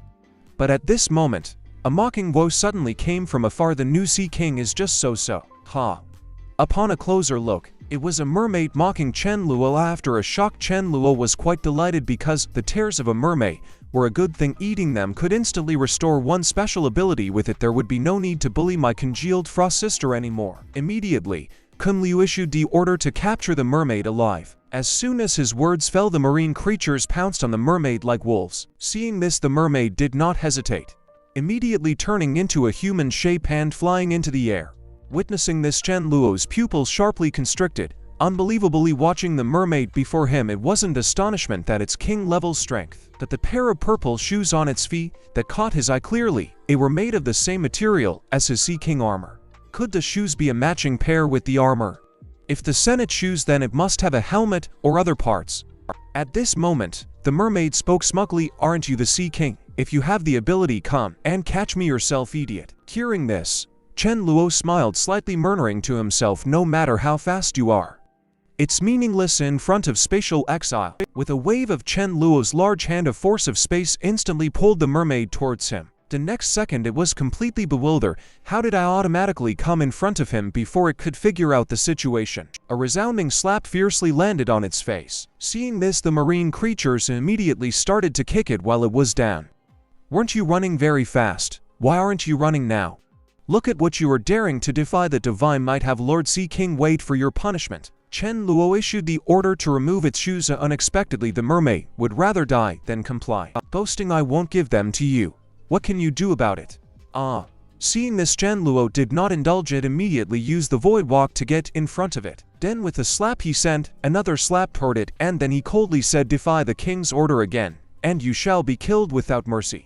Upon hearing this, the mermaid, whose face was swollen from the slaps, obediently took off the shoes and respectfully put them on the feet of the Sea King. The moment the shoes were put on to Sea King's war boots automatically adjusted to the appropriate size. The marine creatures seeing the scene couldn't help but exclaim, "This speed is simply defying the heavens. Lord Sea King is awesome." In the next second, Chen Luo teleported in front of the mermaid, asking what its name was and where it found the pair of shoes. Hearing this, the mermaid hurriedly responded, "My name is Hunyu. I found the shoes in the deep sea by chance. Do you want me, a little woman, to take you there now?" Secretly, it thought, the Sea King really has some skills. If I could conquer this man, wouldn't I rightfully become the lady of the Sea King? At this moment, Chen Luo spoke, "Only you don't have to take me there. Have you seen other parts that match the shoes?" Hearing this, the mermaid immediately indicated, "I only found the shoes and have not seen other parts." As soon as its words fell, a seal immediately raised its paws, signifying, "My nose is very sensitive. I am willing to relieve Lord Sea King of his worries. Just let me smell those shoes and I can help Lord Sea King find the treasure." Upon hearing this, Chen Luo immediately brought the shoes to the seal's face. The seal only sniffed for 2 seconds and it already had an answer in its mind. It then hurriedly shouted, "I smelled the scent half a year ago. At that time, my little brother found a round thing and it smelled exactly the same as this." Upon hearing this, Chen Luo was instantly overjoyed, thinking, based on its shape, this thing is definitely a helmet. So he immediately asked the seal, "Where's it? Bring it to. You're keen to see." But who would have known the next words from the seal instantly infuriated Chen Luo. A seal said, "At the time, I thought the helmet was dirty, so I didn't take it. I let the children kick it around like a ball." Chen Luo was not pleased with this, quickly asking the seal, "Can it still be found?" Upon hearing this, the seal immediately nodded, indicating, "I remember the scent. It should not be a big problem. I will take you there right now. However, my hometown is on the other side of the ocean. If I swim at full S Hearing this, Chen Luo immediately decided to first send Josie and the mermaid back and then go with the seal across the ocean to find the battle helmet. Thinking of this, Chen Luo immediately ordered the marine creatures to stand by at the seashore, say, "I will return shortly." Having said that, he used a void walk with the two others and disappeared from the spot. The next second, they mysteriously returned to Dawn City. To this, Josie was already accustomed, while the mermaid Hanyu was shocked, wide-eyed, and agape, thinking if this isn't divine, what is? Since Chen Luo will bring back one of her kind, congealed frost hurriedly came forward with a warm greeting. Who would have known? Fomu showed a face full of disdain, secretly saying, "There are actually mermaids more beautiful than me in this world. How annoying." At this moment, Sean Little coldly said, "Congealed frost sister, I am leaving this one to you. If it dares to run away, call me and Sea Princess will deal with it." Afterward, he immediately found Rice, who was taking a nap, asking him to quickly get up and fortune tell for him, inquiring if you will be able to find what he's looking for this time. Hearing this, Rice didn't procrastinate, immediately getting up to predict the outcome of this venture for Chen Luo. Soon, Rice figured out that this trip would be a turning point in his destiny, and moreover, the thing he was going to do would affect many people. However, whether the impact was good or bad was still unknown. Upon hearing this, Chen Lu immediately fell into contemplation, secretly saying, "What I'm going to do this time is to find the other parts of the divine armor. If I assembled a set of equipment, even emperor-level strong beings will be melee little brothers in front of me." Speaking of which, this set of divine armor is quite mysterious, could be end of the world, have something to do. Thinking of this, Chen Luo immediately asked Rice, "Well, I encountered danger on this trip." Upon hearing this, Rice shook his head. "At least within a month, you will not encounter any danger. You can go on your journey with ease." Hearing this, Chen Luo gave a slight smile, thinking, since there is no danger, what is he waiting for? Having said this, he used a void walk to arrive at the seashore. Afterward, he immediately asked the seal for the specific direction to its old home. Upon hearing this, the seal promptly stated, "It's in the west, approximately 3 days' journey. Lord, Sea King, right on me. I will take you there right now to search." But before it could finish speaking, Chen Luo lifted up the seal, employing the void walk. Half a day later, the seal appeared, incredibly shocked, on the beach of its hometown. Seeing this, the seal hurriedly indicated that the battle helmet was nearby, saying, "I can faintly smell it." This delight Echan Lo to no end, and he immediately shouted, "What are you waiting for? Find it for me right away. Even if you have to dig 3 feet into the ground, find it." The seal immediately called its children to help all in for the search and made a military order. Even if they had to dig 3 feet into the ground, they must find a battle helmet and present it to the Sea King. Under the leadership of the seal, the children soon began a carpet-like search. However, when Chen Luo saw the digging action of the seals, it reminded him of a group of mysterious creatures from his past life. Back then, they were also frantically digging in the sand at the seaside, as if looking for something important. Could it be that they were also looking for the divine armor at that time? This couldn't help but give Chen Luo would shield down his spine. In his past life, it was because of the sudden appearance of these creatures that caused human extinction in an instant, and he ultimately chose to end his life in this regard. This set of divine armor definitely had a myriad of connections with the outbreak of the apocalypse. But just at this moment, a seal suddenly shouted, "The battle helmet is found. The sun inside is exactly the same as that pair of shoes." Seeing this, Chen Liu didn't hesitate and immediately picked up the round object and cleaned it in the sea. Indeed, it was a purple helmet with a blue gem on it. This is definitely the divine helmet, no doubt. However, there was a hole the size of an egg on the helmet. Could this be the cause of death of the owner of the divine armor? To be able to break the divine armor, what kind of terrifying existence was the opponent? Thinking of this, Chen Luo immediately thought of the word Sea Princess had said to him. The reason why marine creatures advance faster than humans and zombies is because they ate a kind of mysterious meat in the divine armor was all found in the sea. Could it be that the owner of the divine armor shattered into many pieces for some reason and fell into the sea back then, and his flesh and blood alone gave marine creatures the potential of king level? But while John Lua was imagining this, the divine helmet suddenly flashed with bursts of blue light. Then a sentence in a language he couldn't understand resounded in his ears. Chen Luo was immediately stunned on the spot. Although he couldn't understand what the words meant, he could hear that it was the language of those mysterious creatures. He couldn't help but take a breath, mumbling, "Why do I suddenly have the feeling of opening Pandora's box?" Meanwhile, on the other side, Rice's expression suddenly became extremely uncomfortable, and a terrifying energy erupted all around her. Seeing this, Melee quickly stepped forward to ask Rice what was happening at this moment. Rice, with a blank gaze, said, "I saw what will happen in the future, in the not-so-distant future. A catastrophe even more terrifying than the apocalypse will descend." And at this moment Chen Luo, still completely unaware, continues to fiddle with the divine helmet in his hands. Judging from the capabilities displayed by the helmet just now, Chen Liu concluded that the gem on the helmet has the ability to communicate. Could it be that the strange creatures from his previous life located Earth through this function? If that's the case, didn't need just advance the time of the monster's invasion of Earth in his previous life. The creatures only appeared 5 years after the apocalypse erupted. But on second thought, this isn't necessarily a bad thing. The creatures did not all come at once, but invaded Earth gradually from the weaker to the stronger. Once the creatures landed, high-level crystals would become much easier to obtain. Thus, everyone's rate of promotion would multiply. Thinking of this, Chen Luo decided to go back and ask Rice for a prediction, because all of these are just as speculations. It's not certain whether the monster's invasion is related to the gem on the helmet or not. But at this moment, ZZ suddenly sentient Lulu telepathic message brother Chen Rice. Hearing this, Chen Liu immediately ordered the marine creatures to continue waiting here. "I will be back shortly." Saying this, he used a void walk to return to the base.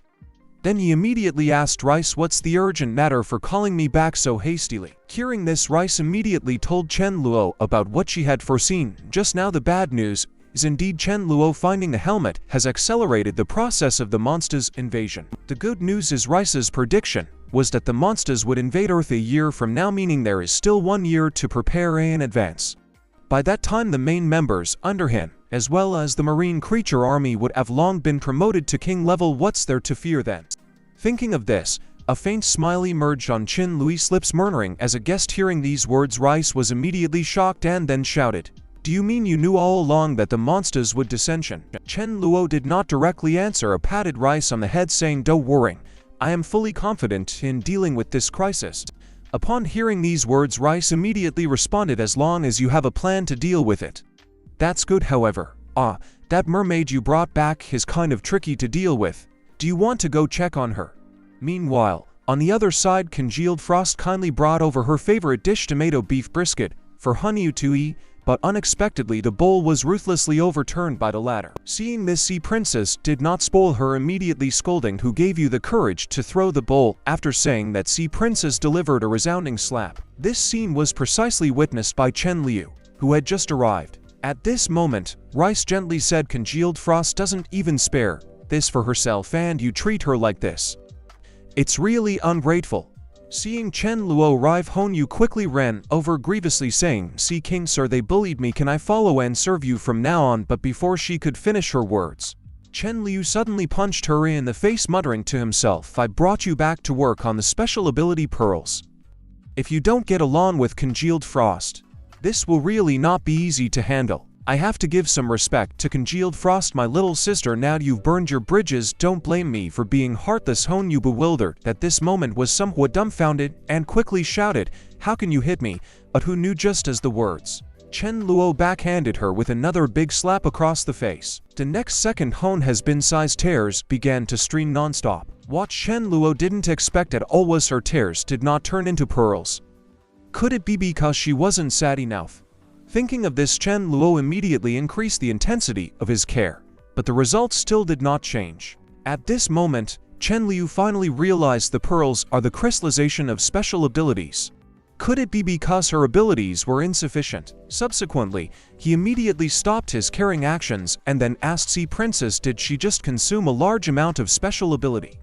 Upon hearing this, Sea Princess immediately stated that was not the case, and that Congealed Frost had always been serving her well with food and drink. Hearing these words, Chen Luo finally realized his mistake. Not every mermaid possessed this magical ability, only Congealed Frost and her sister did. So this creature has no value to us. At this moment, Hanyu, enraged, said, "How dare you treat me like this? I will fight you." But who knew, just as the words fell, Sea Princess cast a dark curse on her, and then shouted, "How dare you speak rudely to my brother? Look at your own worth." The next second, Hanyu, filled with pain, fell to the ground, rolling non-stop. Seeing this, Chen Liu quickly said, "Don't kill her just yet." Asked her how she managed to break through to king level. After all, she was the one who found the divine moods. Hearing these words, Sea Princess immediately spoke gently, "Don't worry, I've got this, you must be exhausted. After all the time you should rest well first." Upon hearing this, Chen Luo sighed quietly, saying to himself, "My sister is so good to me. When will I be able to master time reversal to help her be?" Therefore the urgent task at hand is to break through to Emperor level as soon as possible, not just for my sister, but also for the impending monster descent. Being strong alone, I cannot cope with this crisis. We must find a way to enhance everyone's overall strength. Nowadays, the zombies on this coast. Thinking of this, Chen Luo immediately used to avoid walk to arrive at the seaside, whispering to himself that in this life, he must make good use of his Sea King status to accomplish the plan of crossing the sea. At that moment, Chen Luo spoke solemnly, "Just now Seal has done a great merit. Therefore I decided to bestow divine power upon it." After saying that, he used time acceleration to help Seal break through to king level. This made the marine creatures extremely envious, shouting one after another, "We also want to make meritorious deeds. We also want to receive the blessing of Sea King." Hearing this, Chen Lu slightly smiled, and then shouted, "Your chance to perform meritorious deeds is here. But this time only large marine creatures are needed to participate. Just send the people I arranged to the other side of the ocean." But who would have thought that as soon as his words fell, the great whale spoke through gritted teeth. "Damn, humans have killed many of my kin. Whoever wants to do this job, do it." The words of the great whale immediately resonated with other marine creatures, one after another expressing their unwillingness to participate in the task of transporting humans. However, Chen Luo didn't pay any attention to this, but shouted, "For those who are willing to participate in this action, I will choose the 3 best performing marine creatures each month to bestow divine power upon." As soon as these words came out, the marine creatures immediately changed their tune. Hearing this, Chen Luo chuckled, "Very good. I will notify everyone to come here when I'm ready. You all may withdraw for now." After that, he used a void walk to arrive at the Mealing base, and then handed a king-level fire element crystal to her. This stumbling, it was the first time she had seen such a large crystal, but who knew that upon receiving the crystal, Mealing did not show a trace of surprise, but instead said with a worried face, "I have noticed that a lot of foreigners have come here recently, often sneaking around near our base. I think they are spies." Upon hearing this, Chen Luo suddenly realized, quietly saying to himself, "How could I forget this? In the previous life, it was 2 years after the apocalypse that Brown Bear and EWZ allied to invade us.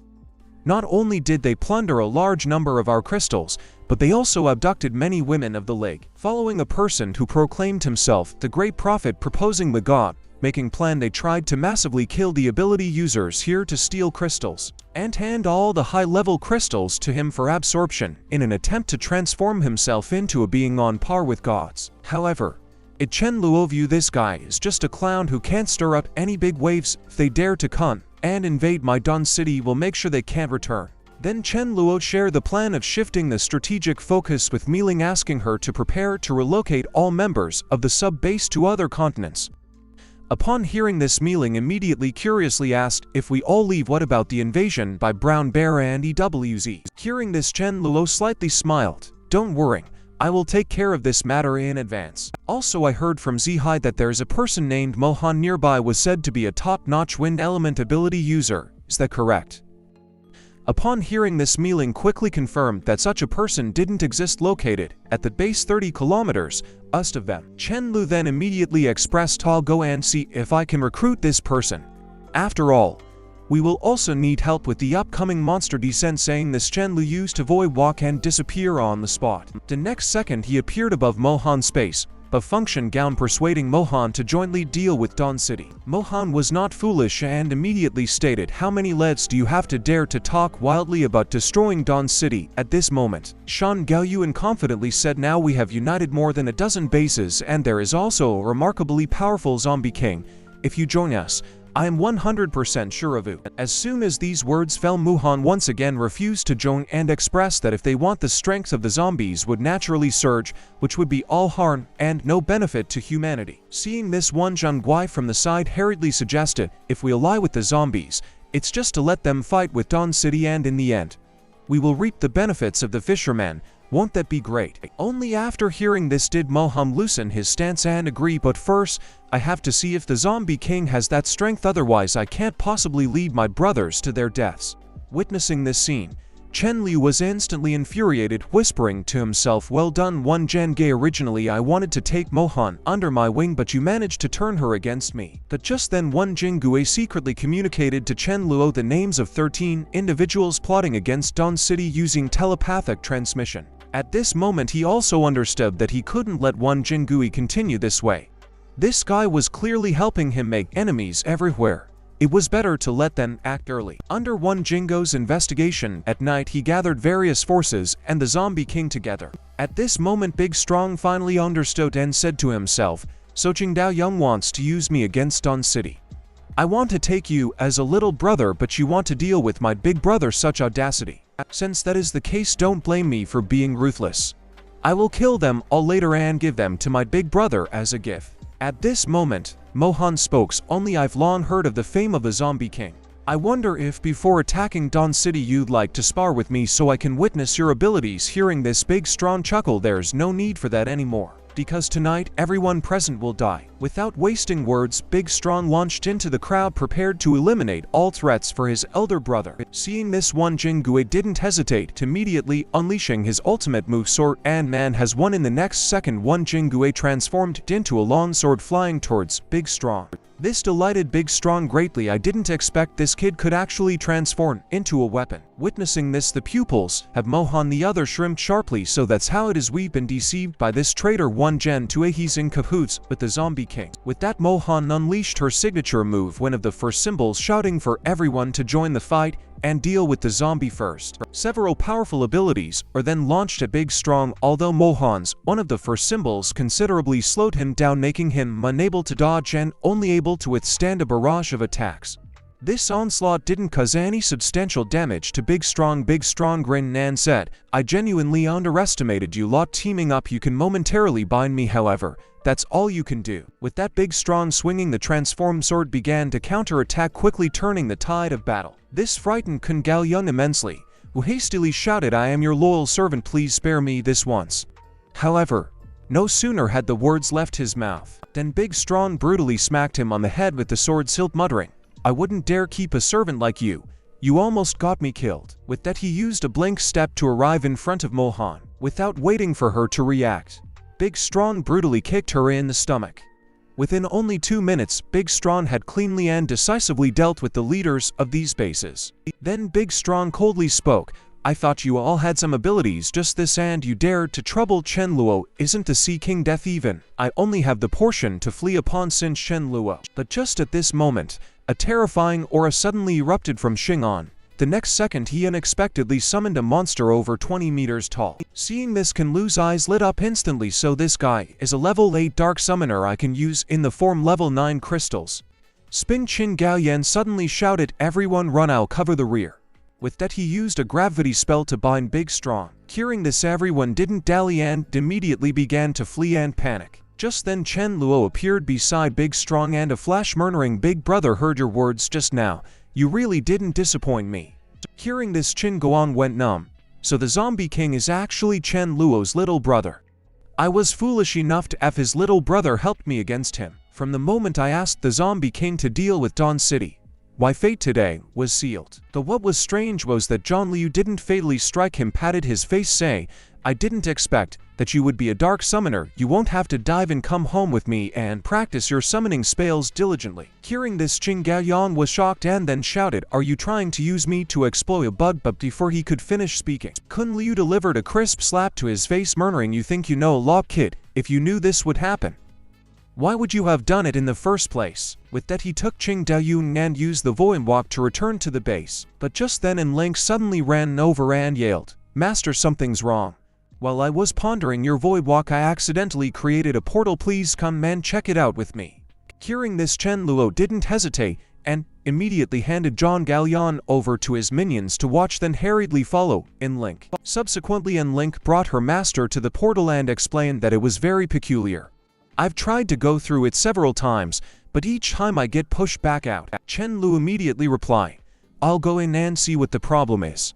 Although Chen Luo wasn't ejected by the portal, the further he walked inside, the more resistance he felt, just as Chen Luo was preparing to forcefully pass through the portal. And Link suddenly shouted, "Master, I can't hold on much longer." Seeing this, Chen Luo immediately exited the portal and handed a psionic pearl to Link, asking her to first restore her psionic power. Next time you create a portal, try to lock the exit position and see. After that, Link's, following her master's advice, activated her skill again. This time, she could clearly perceive that this portal led to the master's backyard. So Chen Luo casually threw a teacup into it, discovering that the teacup was unaffected, then disappeared to directly after entering the portal. Seeing this, Chen Luo used Void Mach to return to the yard, and indeed saw the pink teacup fall out from the other end of the portal. Observing this, Chen Luo immediately fell into deep thought. Could it be that this portal can only transmit inanimate objects? If so, this ability has no value. Thinking this, Chen Luo immediately asked Link to try throwing some living things into the portal. At his words, Link backhandedly threw several nearby members and a chicken into it without exception.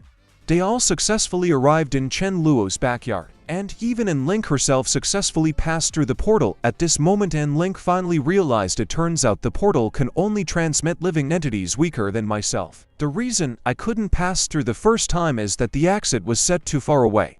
Therefore, that portal could only transmit psionics below level 10. That's why neither Master nor I could enter. Although the skill is somewhat similar to Void Mach, constructing a portal takes a lot of time. Therefore, his skill doesn't have much combat applicability. However, it's a divine skill for large-scale member transportation. Maybe we can use this to transport everyone to another continent. Chen Luo, based on observation, constructed a spatial tunnel, being able to master even Void Walker. This kind of spatial portal naturally wouldn't trouble him. It was just that he hadn't fought in this direction before. But the moment the portal was fully formed, Chen Lu suddenly thought of the monsters that invaded Earth in his previous life. Wasn't it through such portals that they came to Earth? How terrifying must the strength of the person who created that portal be? To establish a space-time tunnel between planets, Shan Liu, who had grasped his skill, instantly understood why the monsters didn't invade in one wave but arrived on Earth in batches. Thinking of this, Chen Luo scratched his head, and his mood became heavy. Seeing this, Link hurriedly stepped forward and asked, "Master, what's wrong? Are you feeling unwell?" At this, Chen Lu immediately said, "Master, it's fine. Seeing you practice so diligently makes me very happy. Go and notify everyone for your master. We will meet at the seaside and prepare to go to other continents." Watching Link's departing figure, Kun Liu couldn't help but sigh. The more you know, the more worries you have. Now we could only take it one step at a time. The urgent matter is to quickly enhance everyone's strength. Subsequently, Chen Liu will lead all members to the seashore, instructing everyone to embark upon the marine creatures' army to execute the sea crossing plan. While he and the Corps members took the lead on the Golden Eagle, they quickly arrived at the first star kangaroo continent. But unexpectedly, the scene of the Golden Eagle circling in the sky was spotted by several large kangaroos. Seeing this, the kangaroos were not polite and greeted Chen Luo in a friendly manner. "Get out of here, asshole." Dismayed Thunder King very angry, and he quickly shouted, "Let me educate these ignorant creatures." Hearing this, Chen Lu immediately said, "Millennia, if they dare speak to me like this, I must personally teach them how to behave." Saying this, Chen Luo clenched his fist and violently charged towards the kangaroo, murmuring, "Don't say I'm bullying you." Facing Chen Luo's aggressive punch, the kangaroo not only did not retreat, but even threw a punch to squarely meet him. This instant mentioned Chen Luo will realize something was off, secretly thinking this isn't good. This reaction speed is definitely king level. With a boom, the powerful punches collided, and the intense fist wind forced them both to take 3 steps back. This immediately piqued Chen Luo's interest, and he assumed a very provocative pose, shouting, "Come on." Hearing this, the kangaroo didn't hesitate, shouting, "Eat my left toe," and charged at him. The kangaroo was in line, a left hook indeed aimed at Chen Luo, but it was easily dodged by moving to the right. Unbeknownst to him, all of the kangaroo's power was concentrated in its right hand. Before Chen Lu could react, a sudden right hook viciously smashed into his face. The powerful force instantly sent Chen Luo flying before he could figure out what happened. The kangaroo eerily appeared in front of him, murmuring, "This arrogant guy is nothing much. I'll take your life while you're down." And then, like rainstorm, fists poured down on him, their speed as fast as lightning and angles extremely tricky. Chen Luo, who was not good at hand-to-hand combat, could only passively take hits. At this moment, Thunder King, watching from the side, was stunned, shouting, "Master, can you handle this? Should I take over?" At that moment, the kangaroo shouted right hook, but swung its tail viciously at Chen Luo way, sending him flying once again. This thoroughly enraged Chen Luo. "How dare you play dirty tricks with me?" Saying this, he applied the advanced version of time acceleration to himself. instantly increasing his speed by 5 times. Although this move temporarily gave him a far leading speed, it also increased his physical exhaustion by 5 times. Chen Luo shouted, "Watch my fist." In the next instant, the kangaroo felt a blur before its eyes. In the casserole-sized fist ruthlessly slammed into its face. Following closely, a series of punches consecutively roared forward. The big kangaroo couldn't react at all, and at this moment, it only felt its head buzzing. Chen Luo immediately shouted again, "Shadowless kick." The next moment he was airborne, relentlessly kicking at it with both feet. As soon as he spoke, the kangaroo was sent flying by hundreds of heavy kicks. Now the stunned kangaroo was completely dumbfounded, secretly saying to itself that this guy was not on the same level as it. Having said that, it started to flee frantically. At this point, Chen Luo smirked and said, "No one has ever successfully escaped under my watch, not even a kangaroo." With his loud shout of spatial banishment, the next second the kangaroo was suddenly stepped on by Chen Luo, murmuring, "Weren't you pretty good with your punches and kicks? Why are you running? Who are you telling to get lost just now?" Chen Liu began to show it some friendly carriage. Chen Luo says something was wrong. The advanced time acceleration was good, but at the same time the several-fold increase in energy expenditure is indeed a bit more than I can handle. Short-term use was fine, but it was not suitable for prolonged use and battle. How could he use his time abilities better in a fight? What if you reverse the time acceleration? Would that create a time slowdown effect? Thinking of this, Chen Luo immediately began to try reversing the time acceleration. Unexpectedly, after using it on the kangaroo several times, his speed did not decrease in the slightest. However, just as Chen Luo was distracted thinking about the reasons, the creature took the opportunity to suddenly kick towards him with a heart-piercing kick. In the crucial moment, Chen Luo will release the time soap. The next instant, the kangaroo's speed slowed down by 10 times. He secretly said to himself, "Potential is indeed forced out." Without waiting for the opponent to react, a flying kick viciously struck it. Now the puzzled kangaroo was very confused. It clearly saw him kick and subconsciously wanted to dodge, but its body could not respond at all. Then Chen Luo grinned and said, "Now I give you two choices. Either you become my underling, or you die." Just like that, upon hearing this, the kangaroo hurriedly nodded, signaling it chose to be his underling, secretly saying to itself, "A wise man knows when to bend and when to stretch. Just wait, when I get a chance you'll see if I run or not." But at this moment, Sea Princess suddenly snorted coldly, "It's over like this. Although my brother accepted you as an underling, even if the death penalty can be avoided, the living crime cannot escape. I'm going to castrate you right now." Seeing this, Chen Luo immediately played good cop, "Sister, just give." This moved the big kangaroo so much it quickly looked at Chen Luo with a grateful face. Seeing this, Chen Luo immediately put on an expression of "I'm doing this for your good," and said, "When my older sister gets angry, even I can't stop her. You better not run, okay? Also, why are you so strong?" Upon hearing this, Chen Luo frowned. Isn't that mysterious meat again? Did pieces of this kind of meat scattered all over the world? Thinking this, Chen Luo continued to ask, "Are there many creatures with your strength on this continent?" Hearing this, the kangaroo proudly said, "I am the king of this continent. I am the invincible existence here. I had two companions who eat that kind of meat with me before, but they both exploded and died. Only I survived. I even handled their after-death affairs."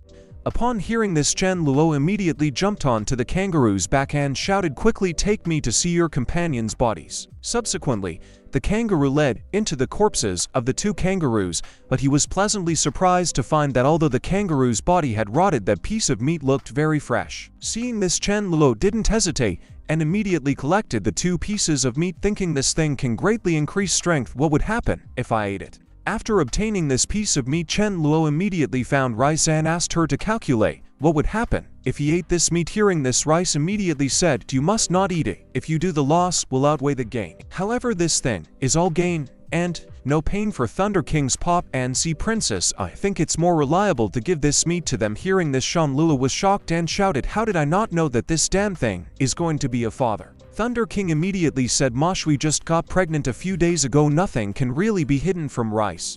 Upon hearing this, Chen Luo immediately said that once the puppy is born, he will definitely present a big gift, so you won't object to me giving the meat to my sister first. This time, right? Thunder King was very understanding and immediately stated everything should prioritize the overall situation. Subsequently, Chen Luo announced that they would set up camp here first. "I'm going to seclude myself for a few days and summarize my abilities, trying to comprehend new skills. After all, There are many abilities that Chen Luo cannot learn, not because he can't but because he hasn't thought in that deep. In the following days, Chen Luo spent every day in a cave contemplating what aspects of himself still needed strengthening and to measure a person's strength. What mainly matters are their attack and defense. In terms of defense, he is void walking in spatial exile plus that set of divine equipment H. Although he has the ultimate move of the Dimension Blade, the drawback of this skill is that it consumes too much psychic power only when it is greatly followed, and small consumption is at the king's way. To reduce consumption, he could only use psychic power to trigger the power of space itself. If he successfully improves the Dimension Blade this time, not only can its power skyrocket tenfold, but its consumption can also be reduced by tens of times. Meanwhile, on the other side, the members of the Nature faction also began to explore this continent. Soon they discovered a huge sky-reaching tree nearby, at least 10 times taller than the surrounding trees. However, just as everyone prepared to move forward to investigate, the horse suddenly acted as if it was frightened and refused to move forward even half a step. Seeing this, the captain immediately ordered to return and report to the leader. This tree is definitely strange, but before he could finish speaking, the fruit on the tree emitted a tempting fragrance. And then, everyone, as if bewitched, walked towards the big tree. Seeing this, the captain hurriedly shouted, "Not good. This fragrance will be willed to the mind and cause illusions." No sooner had the words fallen, the captain who inhaled the fragrance also fainted. In a short while, several team members became nourishment for this enchanting tree. When he woke up again, he found that more than half of the expedition team had died. Seeing this, he immediately used telepathic communication to feed back the situation to the base. Upon receiving the message, ZZ immediately reported to Mealing. This made Mealing quite angry, and she immediately ordered Josie to quickly notify everyone not to approach that tree. "I'm going over now to burn it with a fire." Seeing this, Rice hastily shouted, "Mealing, you can't go. It's extremely dangerous for you. You absolutely must not do anything foolish." "See, Princess, you cannot go either. It's especially unsuitable for you to deal with this." Mealing, upon hearing this, suddenly frozen place, muttering to herself, "At sea, Princess's strength is only second to Chen Luo's existence. Even she is not suitable to go. How terrifying is that enchanting tree." At this moment, Rice said with a slight smile, "This matter must be dealt with by that guy Chen Lula. Not only can he resolve the crisis if he goes, but he can also gain a tremendous benefit. This is his opportunity." Meanwhile, on the other side, Chen Luo was enveloped by an almost transparent light circle. A speck of dust fell above Chen Luo, but remained suspended on the surface of the light circle, unable to enter. Could this be the legendary time stoppage? But upon close inspection, it wasn't. Instead, Chen Liu used his time-altering ability to enshroud himself, stopping the flow of time within the light circle. No matter what kind of attack, nothing could enter this light circle. At this moment, Kun Liu couldn't help but sigh. Originally, I wanted to understand attack skills, but what I understood is an invincible defense shield instead. But just at this moment, Josie suddenly sent him a telepathic message, "Brother Chin, something bad has happened. An enchanting tree has devoured many of our members." Rice said that neither Mealing nor Sea Princess could resolve it. "You must be the one to deal with this." Chen Luo was shocked upon hearing this. Could that enchanting tree be of emperor level? Without further thought, Chen Liu immediately stopped his cultivation, muttering to himself, "Since Rice said that I must be the one to go, proves that there will be no danger from me." Thinking of this, he hastily used void walking to arrive at the designated location, only to find out the enchanting tree was devouring his members at that moment, just as Jin Luo was about to make a move to save them. A tempting fragrance suddenly struck his nose. Fortunately, he took a step back in time to get out of range, thus not falling for the tree's trap. Seeing this, Chen Luo did not hesitate and immediately used spatial core, cutting down the fruit that was emitting the fragrance. Then he used spatial exile to pocket the fruit, but just then several vines suddenly lashed towards Chen Luo. Chen Lu, not being foolish, immediately clutched the fruit and retreated at high speed. Unfortunately for the vines, their length was limited, and they couldn't reach the sneak Chen Luo. Just as he was about to speak in mockery, the sky suddenly began to thunder and lightning flashing and booming loudly with a loud bang. A bolt of sky thunder shot straight towards Chen Luo, but he sidestepped it skillfully. This infuriated the enchanting tree greatly and hastily conjured up thunder and lightning again to envelop Chen Luo. Seeing this, Kun Liu smiled slightly. "You want to surround me with an area attack? It won't be that easy. Having said that, he used void walking to escape the encirclement, but what he absolutely didn't expect was that this enchanting tree was actually a dual element ability user. Awakening abilities and both the thunder and dark elements in this creature's strength was comparable to Chin Luo's. However, its inability to move was its flaw. But just at this moment, that clever enchanting tree once again began to devour the members of Dawn City. This infuriated Jin Lu greatly. He immediately shouted, "You damn thing, daring to eat my people, right in front of me. You must be tired of living." Chin Lu's hunting moment officially began. Without hesitating, Cheng Liu immediately employed his spatial caught, rescuing the members from the enchanting tree's vines. Then he used spatial exile to send the rescued members back to the base before the enchanting tree could figure out what was happening. A dimensional blade suddenly slashed towards its main trunk. What Kun Luo absolutely didn't expect was that this move did not split it into as imagined, but instead only have it and lost its subsequent power. Seeing this, Chen Luo smiled slightly. If one-dimensional blade doesn't work, then I'll use to, just as Jin Luo was about to take out the Pearl of Congeal. Pleading voices from the enchanting tree suddenly came through, and Chen Luo was mind human. How about we call it quits here? You are only here to save people. As long as you promise me, we'll let them go immediately. How about it? To the tree demon's utter surprise, this human agreed to its request without even thinking about it, and truly did not continue to take action. The tree demon was also very credible and immediately released the members of Dawn City on the spot. Little did it know if Shun Lulao's words could be relied upon, and even pigs might climb trees. At this moment, what Sheila was thinking was, first I'll safely send everyone back to the base. Wait for me to deal with you later. Anyway, you don't have legs. Am I afraid that you'll run away? Upon returning to the base, Chen Luo immediately found Rice asking her, "Will there be any danger if I eat this fruit?" After pondering for a moment, Rice promptly said, "Eat it. This is something good." At these words, Chen Luo did not hesitate and bit into it eagerly. "Merengue, this is too delicious. I wanted to take a bite when I picked it, but I was afraid it was poisonous and refrained." However, no sooner had he spoken, Chen Luo immediately sensed a stream of energy continuously flowing into his crystal. At this moment, Chen Luo will realize that this fruit had a marvel comparable to the crystal, and it could also increase the level of an ability user. No wonder Rice said, "It was good." Thinking of this, Chen Luo immediately abandoned the idea of killing the enchanting tree, whispering to himself, "Let's drain it first when it has no utility value. I'll take mean to see if we can modify this enchanting tree. If not, we'll chop it down and use it as fire." Subsequently, after having his fill, Chen Luo once again sought out the enchanting tree. This scared the tree demon. Not slightly, it shouted, in panic, "Why have you come again, human? Although I devoured your people, didn't you also take 3 of my fruits? Wasn't it agreed that we'd cease fire? You won't go, will you?" Hearing this, Chen Luo chuckled. "Ceasefire? Impossible. I took only 3 of your fruits, but you devoured 96 of my people. I calculate 10 fruits per member. That's not excessive, is it? Otherwise, don't blame me for being ruthless." But before Chen Luo could finish speaking, the enchanting tree directly struck a purple lightning. Chen Luo shouting, "I've never seen such a brazen and shameless person." Hearing this, Chen Luo hastily said, "Don't be so agitated. I have a way to help you produce fruits quickly." Chen Luo immediately said, "I can provide food for you to devour, but the fruits produced belong to me, okay?"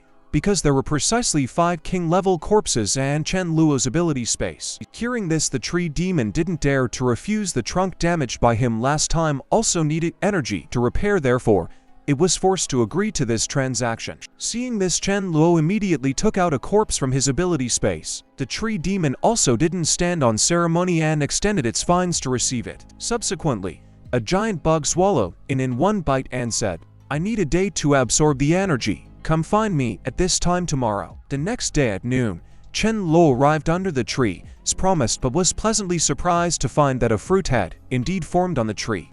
However, just as Chen Luo was about to pick it, the tree demon suddenly stopped him, saying, "Wait a moment, do you have any more food like yesterday? Can you give me more to devour? I can make this fruit even higher level." Hearing this, Chen Luo was instantly stunned on the spot, thinking, can this creature even produce king-level fruit?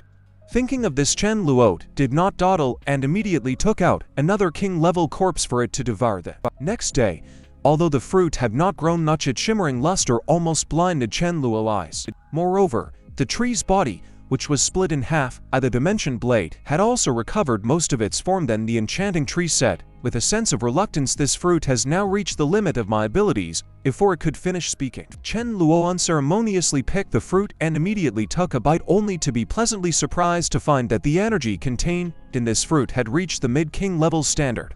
This instantly thrilled Kun Liu beyond words. That is to say, as long as he has this tree, even if he does not find king-level crystals, he can break through to emperor level by eating the fruit. Thus this tree's value is tremendous.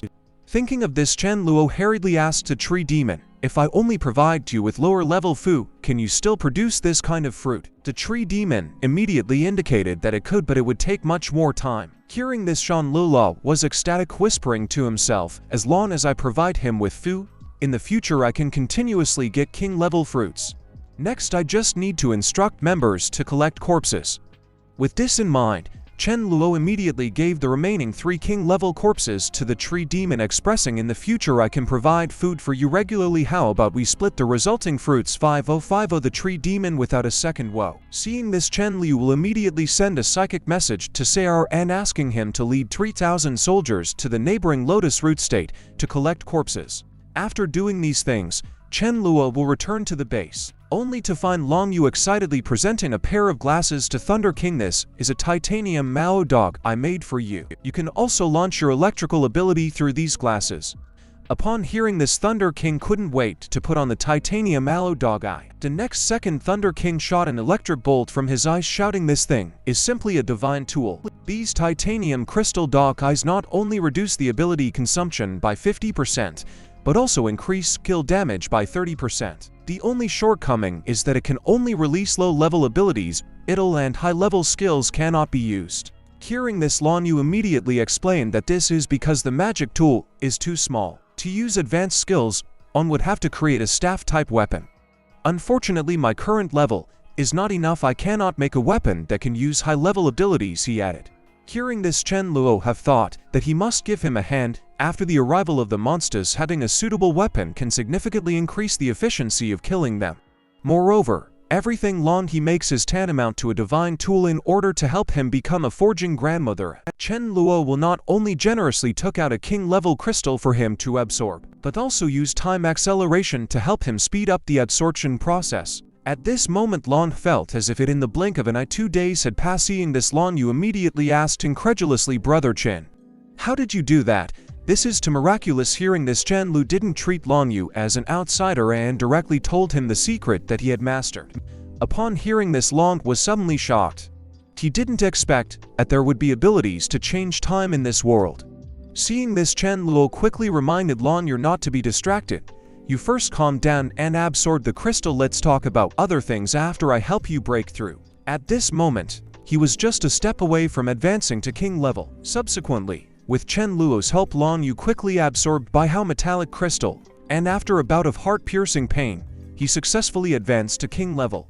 Then Chen Luo said solemnly, now you have the ability to forge divine artifacts. Thunder King may not be accustomed to using a staff, so you should make it an armed guard or something. Also focus on researching weapons of the spatial series next. Devoid blade is useful, but after all, it's a skill. And hearing this, Lan immediately assured, please rest assured, Brother Chen, there is spatial metal in your divine armor. Allow me to go back and research it and ensure the task is completed. Having experienced helping Worm Yu accelerate his promotion, Chen Luo also prepared to lend a hand to other core members. Meanwhile, on the other side, Turtle King encountered his childhood friend Vertical River Turtle in the deep sea, which scared the latter quite a bit. It immediately shouted, you've gotten so big since I last saw you. How is this possible? At this time, Turtle King said proudly, it's because I performed well and was blessed by Lord Sea King directly allowing me to break through a major realm. Hearing this, Vertical River Turtle shouted, is it really magical? How can I receive the blessings of Lord Sea King? Turtle King immediately stated, we pay our respects to Sea King at the end of every month. I'll inform you that I have to go and perform the task assigned to me by Lord Sea King now, so I won't chat with you anymore. Watching the childhood friend's departing figure, Vertical River Turtle secretly vowed to become a disciple under Lord Sea King. Even though it was the king of Vertical River, it held no significant rank in the vast ocean. At that moment, the great prophet who planned to invade Chen Luo country also came to Vertical River, asking Vertical River Turtle to join him in annihilating Chen Luo's nation. He mentioned that according to the spies, there was a base called Dun City and the Dragon Country not to be underestimated, and their leader Chen Luo was even more formidable, supposedly a level 9 power, possibly even level 10. Hearing this, vertical river turtle sneer and said, "Just relax, both of us are level 10, what is there to fear? First help me gather some respectable treasures quickly. They must be in my hands before the end of the month. I want to present them as a gift to Lord Sea King." Unbeknownst to it, the person and aimed to destroy and the person at planned to worship were the same individual, Chen Luo. Meanwhile, Cheng Liu had Sihoan and lead a team to Lotus Root State to collect corpses. Unexpectedly, they were mistaken as invaders by Lotus Root State's overlord Arthur, who promptly gathered his strongest 12 knights, ordering them and their subordinates to join him in annihilating the foreign enemy. He vowed to make sure these ignorant people would never return. At this moment, Sihoan, who had collected more than 3,000 zombie corpses, was blissfully unaware of the impending danger. Just then Shon Wenlei said solidly, "I have just notified Brother Qin via telepathy to come to collect the bodies," but before the words were fully spoken, a mental type member urgently shouted, "This is bad. I sense a large group of people approaching us." Before he could finish speaking, Arthur, along with tens of thousands of soldiers, surrounded Sihoan and the others, taunting, "You are doing today with that." He charged forward wielding the king's sword. Seeing this show, we transformed into a giant bear standing firm before the army and shouting, "I am here, you shall not act recklessly." Without wasting words, Arthur unleashed a sword aura toward Shou Wenwei aura. The next second, the 2-ton giant bear was blasted away by the powerful sword aura. Vomiting blood, this frightened Sihoan significantly, knowing that although the transformed Shou Wenwei might not be as offensive as himself, her defense was comparable to Sudoju.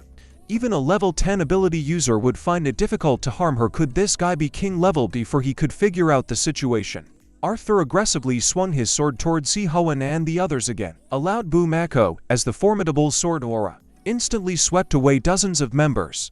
Just as Arthur was raising the king's sword again, preparing for another attack, Chen Luo timely appeared on the battlefield with a void walk. Seeing this, Shon went away. "Hurry, over and complaint leader, this guy is bullying us. Beware of the treasure sword in his hand. I can't even block his sword aura." Only now did Chen Luo will pay attention to Arthur's king's sword, muttering to himself that the sword was the same color as his armor and must be the weapon from that divine set. Looking at the abruptly appearing Kun Liu, Arthur curiously asked, "Who are you?" Instead of answering, Kun Liu inquired where he found that sword and stated that he could spare his life if he handed over the sword. Hearing this, Arthur was instantly infuriated, wishing to snatch my king's sword, purely a pipe dream, meet your doom. Saying this, he unleashed his ultimate move, Dark Sky Cleaver. Seeing this, Chen Luo did not dodge but raised his arm and coldly said, "Since your ultimate move is so powerful, let me see just how mighty it is."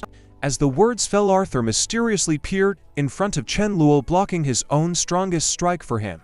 At this moment, a puzzled Arthur was somewhat baffled. He didn't understand why he had crippled himself. Then Chen Luo said with a grin, "Surprised are not expected, or not will you hand over the sword?" Although Arthur was scared enough to wet himself by his move, he still said the same sentence, "No sword for you, only my life if you dare kill me." The moment the words fell, the arm holding the king's sword was disarmed by Chen Luo. In the next second, the sword naturally fell in touch and loose hands. Cheng Liu did not attend to the screaming Arthur for the time being, but carefully looked at the king's sword in his hand. After some observation, Shan Lua was sure that this sword was a weapon of the divine equipment, so he immediately transferred a trace of space power into the sword and then waved it casually. A huge sword ore was produced and many of Arthur's men were killed or injured in the distance. However, Chen Luo was not satisfied with this. Although this divine sword increased the attack range and enhanced the skill damage, the overall increase was not very large compared with other divine equipments. Shown when we suddenly rushed up, bear hug Arthur and shouted, "You waste, let's see how you fight me without weapons." In another, bear pom broke 2 of his ribs. What Chen Luo did not expect was that Arthur's obsession with the cane sword was really deep. Even without the arm that held the sword, he still shouted to give the sword back to him. Chen Lu did not pay attention to this, but decisively cut off Arthur's head with a sword. For these knights of the temple, who wanted to annihilate his brothers, Chen Luo did not indulge them. He immediately released the newly understood space storm at them. The next second, the entire area where the knights of the temple were located experienced spatial turbulence. Although this move was not very powerful, it had a super long duration and a super large skill range. It couldn't be more appropriate to deal with an army of tens of 1,000s. After resolving the matters here, Chen Luo immediately used a spacewalk to return to the base. Then he couldn't wait to take out the other pieces of divine equipment, thinking that it seemed to be just one piece short of a lower garment, or wouldn't be things like shoulder guards and belts, right? If I were all these divine equipments at the same time now, well, I activate any side effects. Thinking of this, Chen Luo immediately asked Rice if there would be any danger if I wear this equipment. Now upon hearing this, Rice smiled slightly. Now I finally understand what paranoia is. Just put them on with ease. There is no danger. Upon hearing this, Chen Luo confidently put on the whole set of divine equipment, but was surprised to find that he did not get any set bonuses. Could it be that a complete set of divine equipment is required to get one? However, he did feel that the defense in various aspects had been greatly enhanced, so he immediately asked Sea Princess to attack him with dark deterrence to try, as he wanted to see if this set of equipment could withstand mental attacks. Hearing this, Sea Princess did not hesitate. She fully exerted the dark deterrence. Seeing this, Chen Luo hurriedly said, "Sister, don't go easy. Why don't I feel anything?" Unexpectedly, Sea Princess used several dark utterances on Chen Luo in succession, but none of them caused him any mental harm. At this moment, Chen Luo finally realized it was the helmet that blocked the mental attack for him. Meanwhile, on the other side, the joint army of EWZ and Brown Bear had reached the border. The first national war after the apocalypse was on the verge of breaking out, and the one who initiated this war was the Great Prophet, who proposed the God-making plan. His purpose was to snatch the crystals from the survivors in order to create a godlike existence for himself. At this moment, the Great Prophet said solemnly, "Send the order down. The army will rest for a day and follow me to flatten them early tomorrow." Subsequently, the leader of the Brown Bear found the Great Prophet asking him if there's a sure win in this battle. "I heard that there's a base called Dawn City that is very strong." Hearing this, the Great Prophet smiled slightly. "Just to base, can it compare with our 100,000 elites? Besides, with the help of the vertical river tortoise god, we will surely win this battle." As soon as the words fell, a brother ran over and shouted anxiously, "Great Prophet, it's not good. We were ambushed by a group of zombies and instantly slaughtered hundreds of our brothers." Hearing this, the Great Prophet immediately shouted, "What are you panicking about? It's just a group of zombies, Jay." But who knew? The little brother said that there are at least 1,000 zombies and they are all above level 8. Several of our level 7 powerhouses didn't even use their abilities, and their entire arms were bitten off by the zombies. The Great Prophet was shocked when he heard this, and shouted quickly, "Take me to see." But when they arrived, the army of zombies had long since disappeared. Little did they know that the person leading the raid was big, strong, and this group of fools were nothing more than moving meat in his eyes. Meanwhile, on the other side, Mohan also gathered forces from various parties to discuss countermeasures, hoping that everyone would put aside their previous grievances and present a united front. At this moment, a female leader spoke angrily. "Dawn City has disappeared at this critical moment. Their base is where 90% of our country's elites are assembled." Upon hearing this, everyone began to discuss whether Chen Luo knew about this in advance and therefore took people away ahead of time. Hearing this, Mohan immediately shouted, "Everyone please remain calm. Chen Luo was not that kind of person. They left a stronghold by the sea. Before they left, I have sent people to notify them. What we have to do now is to hold on until John Luke comes back. I, Mohan, will fight to the death without retreating. Those who are not afraid of death, follow me." Meanwhile, on the other side, numerous independent individuals also learned of the news of the foreign invasion. Although all of these people were low-level superhumans not taken in by any base, when they heard that someone wanted to invade, they voluntarily united to resist the foreign enemy. Even if they were to be cannon fodder, they would die and take someone with them. And these words were just heard by Chen Liu, who had rushed back. Although these people were very insignificant in his eyes, they all briefly stepped forward without fear of death. When the country was in crisis, this deeply moved Chen Luo. He quietly said, "Rest assured, I will not stand by and watch you go to your deaths. I will hold up the sky if it collapses." At this moment, Mohan has also led his troops to stand in front of the enemy line, asking them why they wanted to invade our country. "If it's for resources, please go back. We don't have any either." At this moment, the Great Prophet said solemnly, You're not here for resources. I will create a powerful being that is on par with gods, leading everyone through the apocalypse. In your country, is fortunate to have been chosen to accomplish such a great feat. What an honor." Hearing this, Wuhan instantly understood everything, silently cursing that the great prophet really has no shame. Little did he know that at this moment, Chen Luo had already arrived on the battlefield, staring at the great prophet with a look as if you were looking at a dead person. Following an order from Chen Luo, Sea Princess was the first to rush into the battlefield with the king's sword in hand. Although this divine sword did not greatly amplify the space-oriented Chen Luo, it multiplied the power of the dark-oriented Sea Princess. Seeing this scene, the great prophet was instantly shocked, muttering to himself, "This girl can actually fly. Could she also be level 10 like me?" Thinking of this, the great prophet hurriedly ordered, "All of you go bring that woman down for me," and he himself slowly retreated to the back of the army. Seeing this, Chen Lupo did not indulge him want to run. It's not that easy. With a loud shout for avoid banishment from Shin Luo. The next second, the great prophet was trapped in a spatial cage in mid-air by Chen Luo. At this moment, Chen Luo spoke with a sly smile, "You're brave, actually daring to come and seek death willingly, so I won't be polite then. So Mr. Prophet, please quietly stay here and watch our performance." Hearing this, the great prophet became instantly furious. He dashed left and right in a cage with horror, but no matter how he struggled, he could never breach Chen Lu's special cage. At this moment, Sea Princess was already seeing red with a casual wave. 5 eyes of darkness appear in the sky, beginning a merciless sweep of UCS army. But it didn't end there, with a giant dark magic bullet slowly condensing and Sea Princess's hand. The next moment, an energy ball with a diameter of more than 10 meters was violently thrown out from Sea Princess's hand. With a loud boom, all brown bears and EWZ within a kilometer were instantly turned to ash. This stung Mohan, who was not far away. Her legs and voluntarily began to tremble, originally thinking that only a few of them rushing here would not change the situation. They did not expect it to become a situation where they crushed a million-strong army, especially that woman. She's simply a defco. Seeing Sea Princess single-handedly stealing the limelight, the so-called battlefield harvester Thunder King was not to be outdone. He jumped above the crowd. Then, with both hands forming seals, he condensed countless paths of purple thunder and lightning, shouting that no one should steal his points. With a wave of thunder canes, big hand 1000s of purple lightning bolts violently struck Yu's army, instantly electrifying. Tens of 1000s of people burned on the outside, tender on the inside. "Oh great turtle god, where are you? Come and save me." Little did he know, at this moment the turtle was also struggling to protect itself. In order to save its life, it actually claimed to be Sea King's mount. "If you guys touch me, that's opposing Lord Sea King. Under the Lord Sea King there are dozens of king-level powerhouses. Oh, my cousin the great Sea Turd."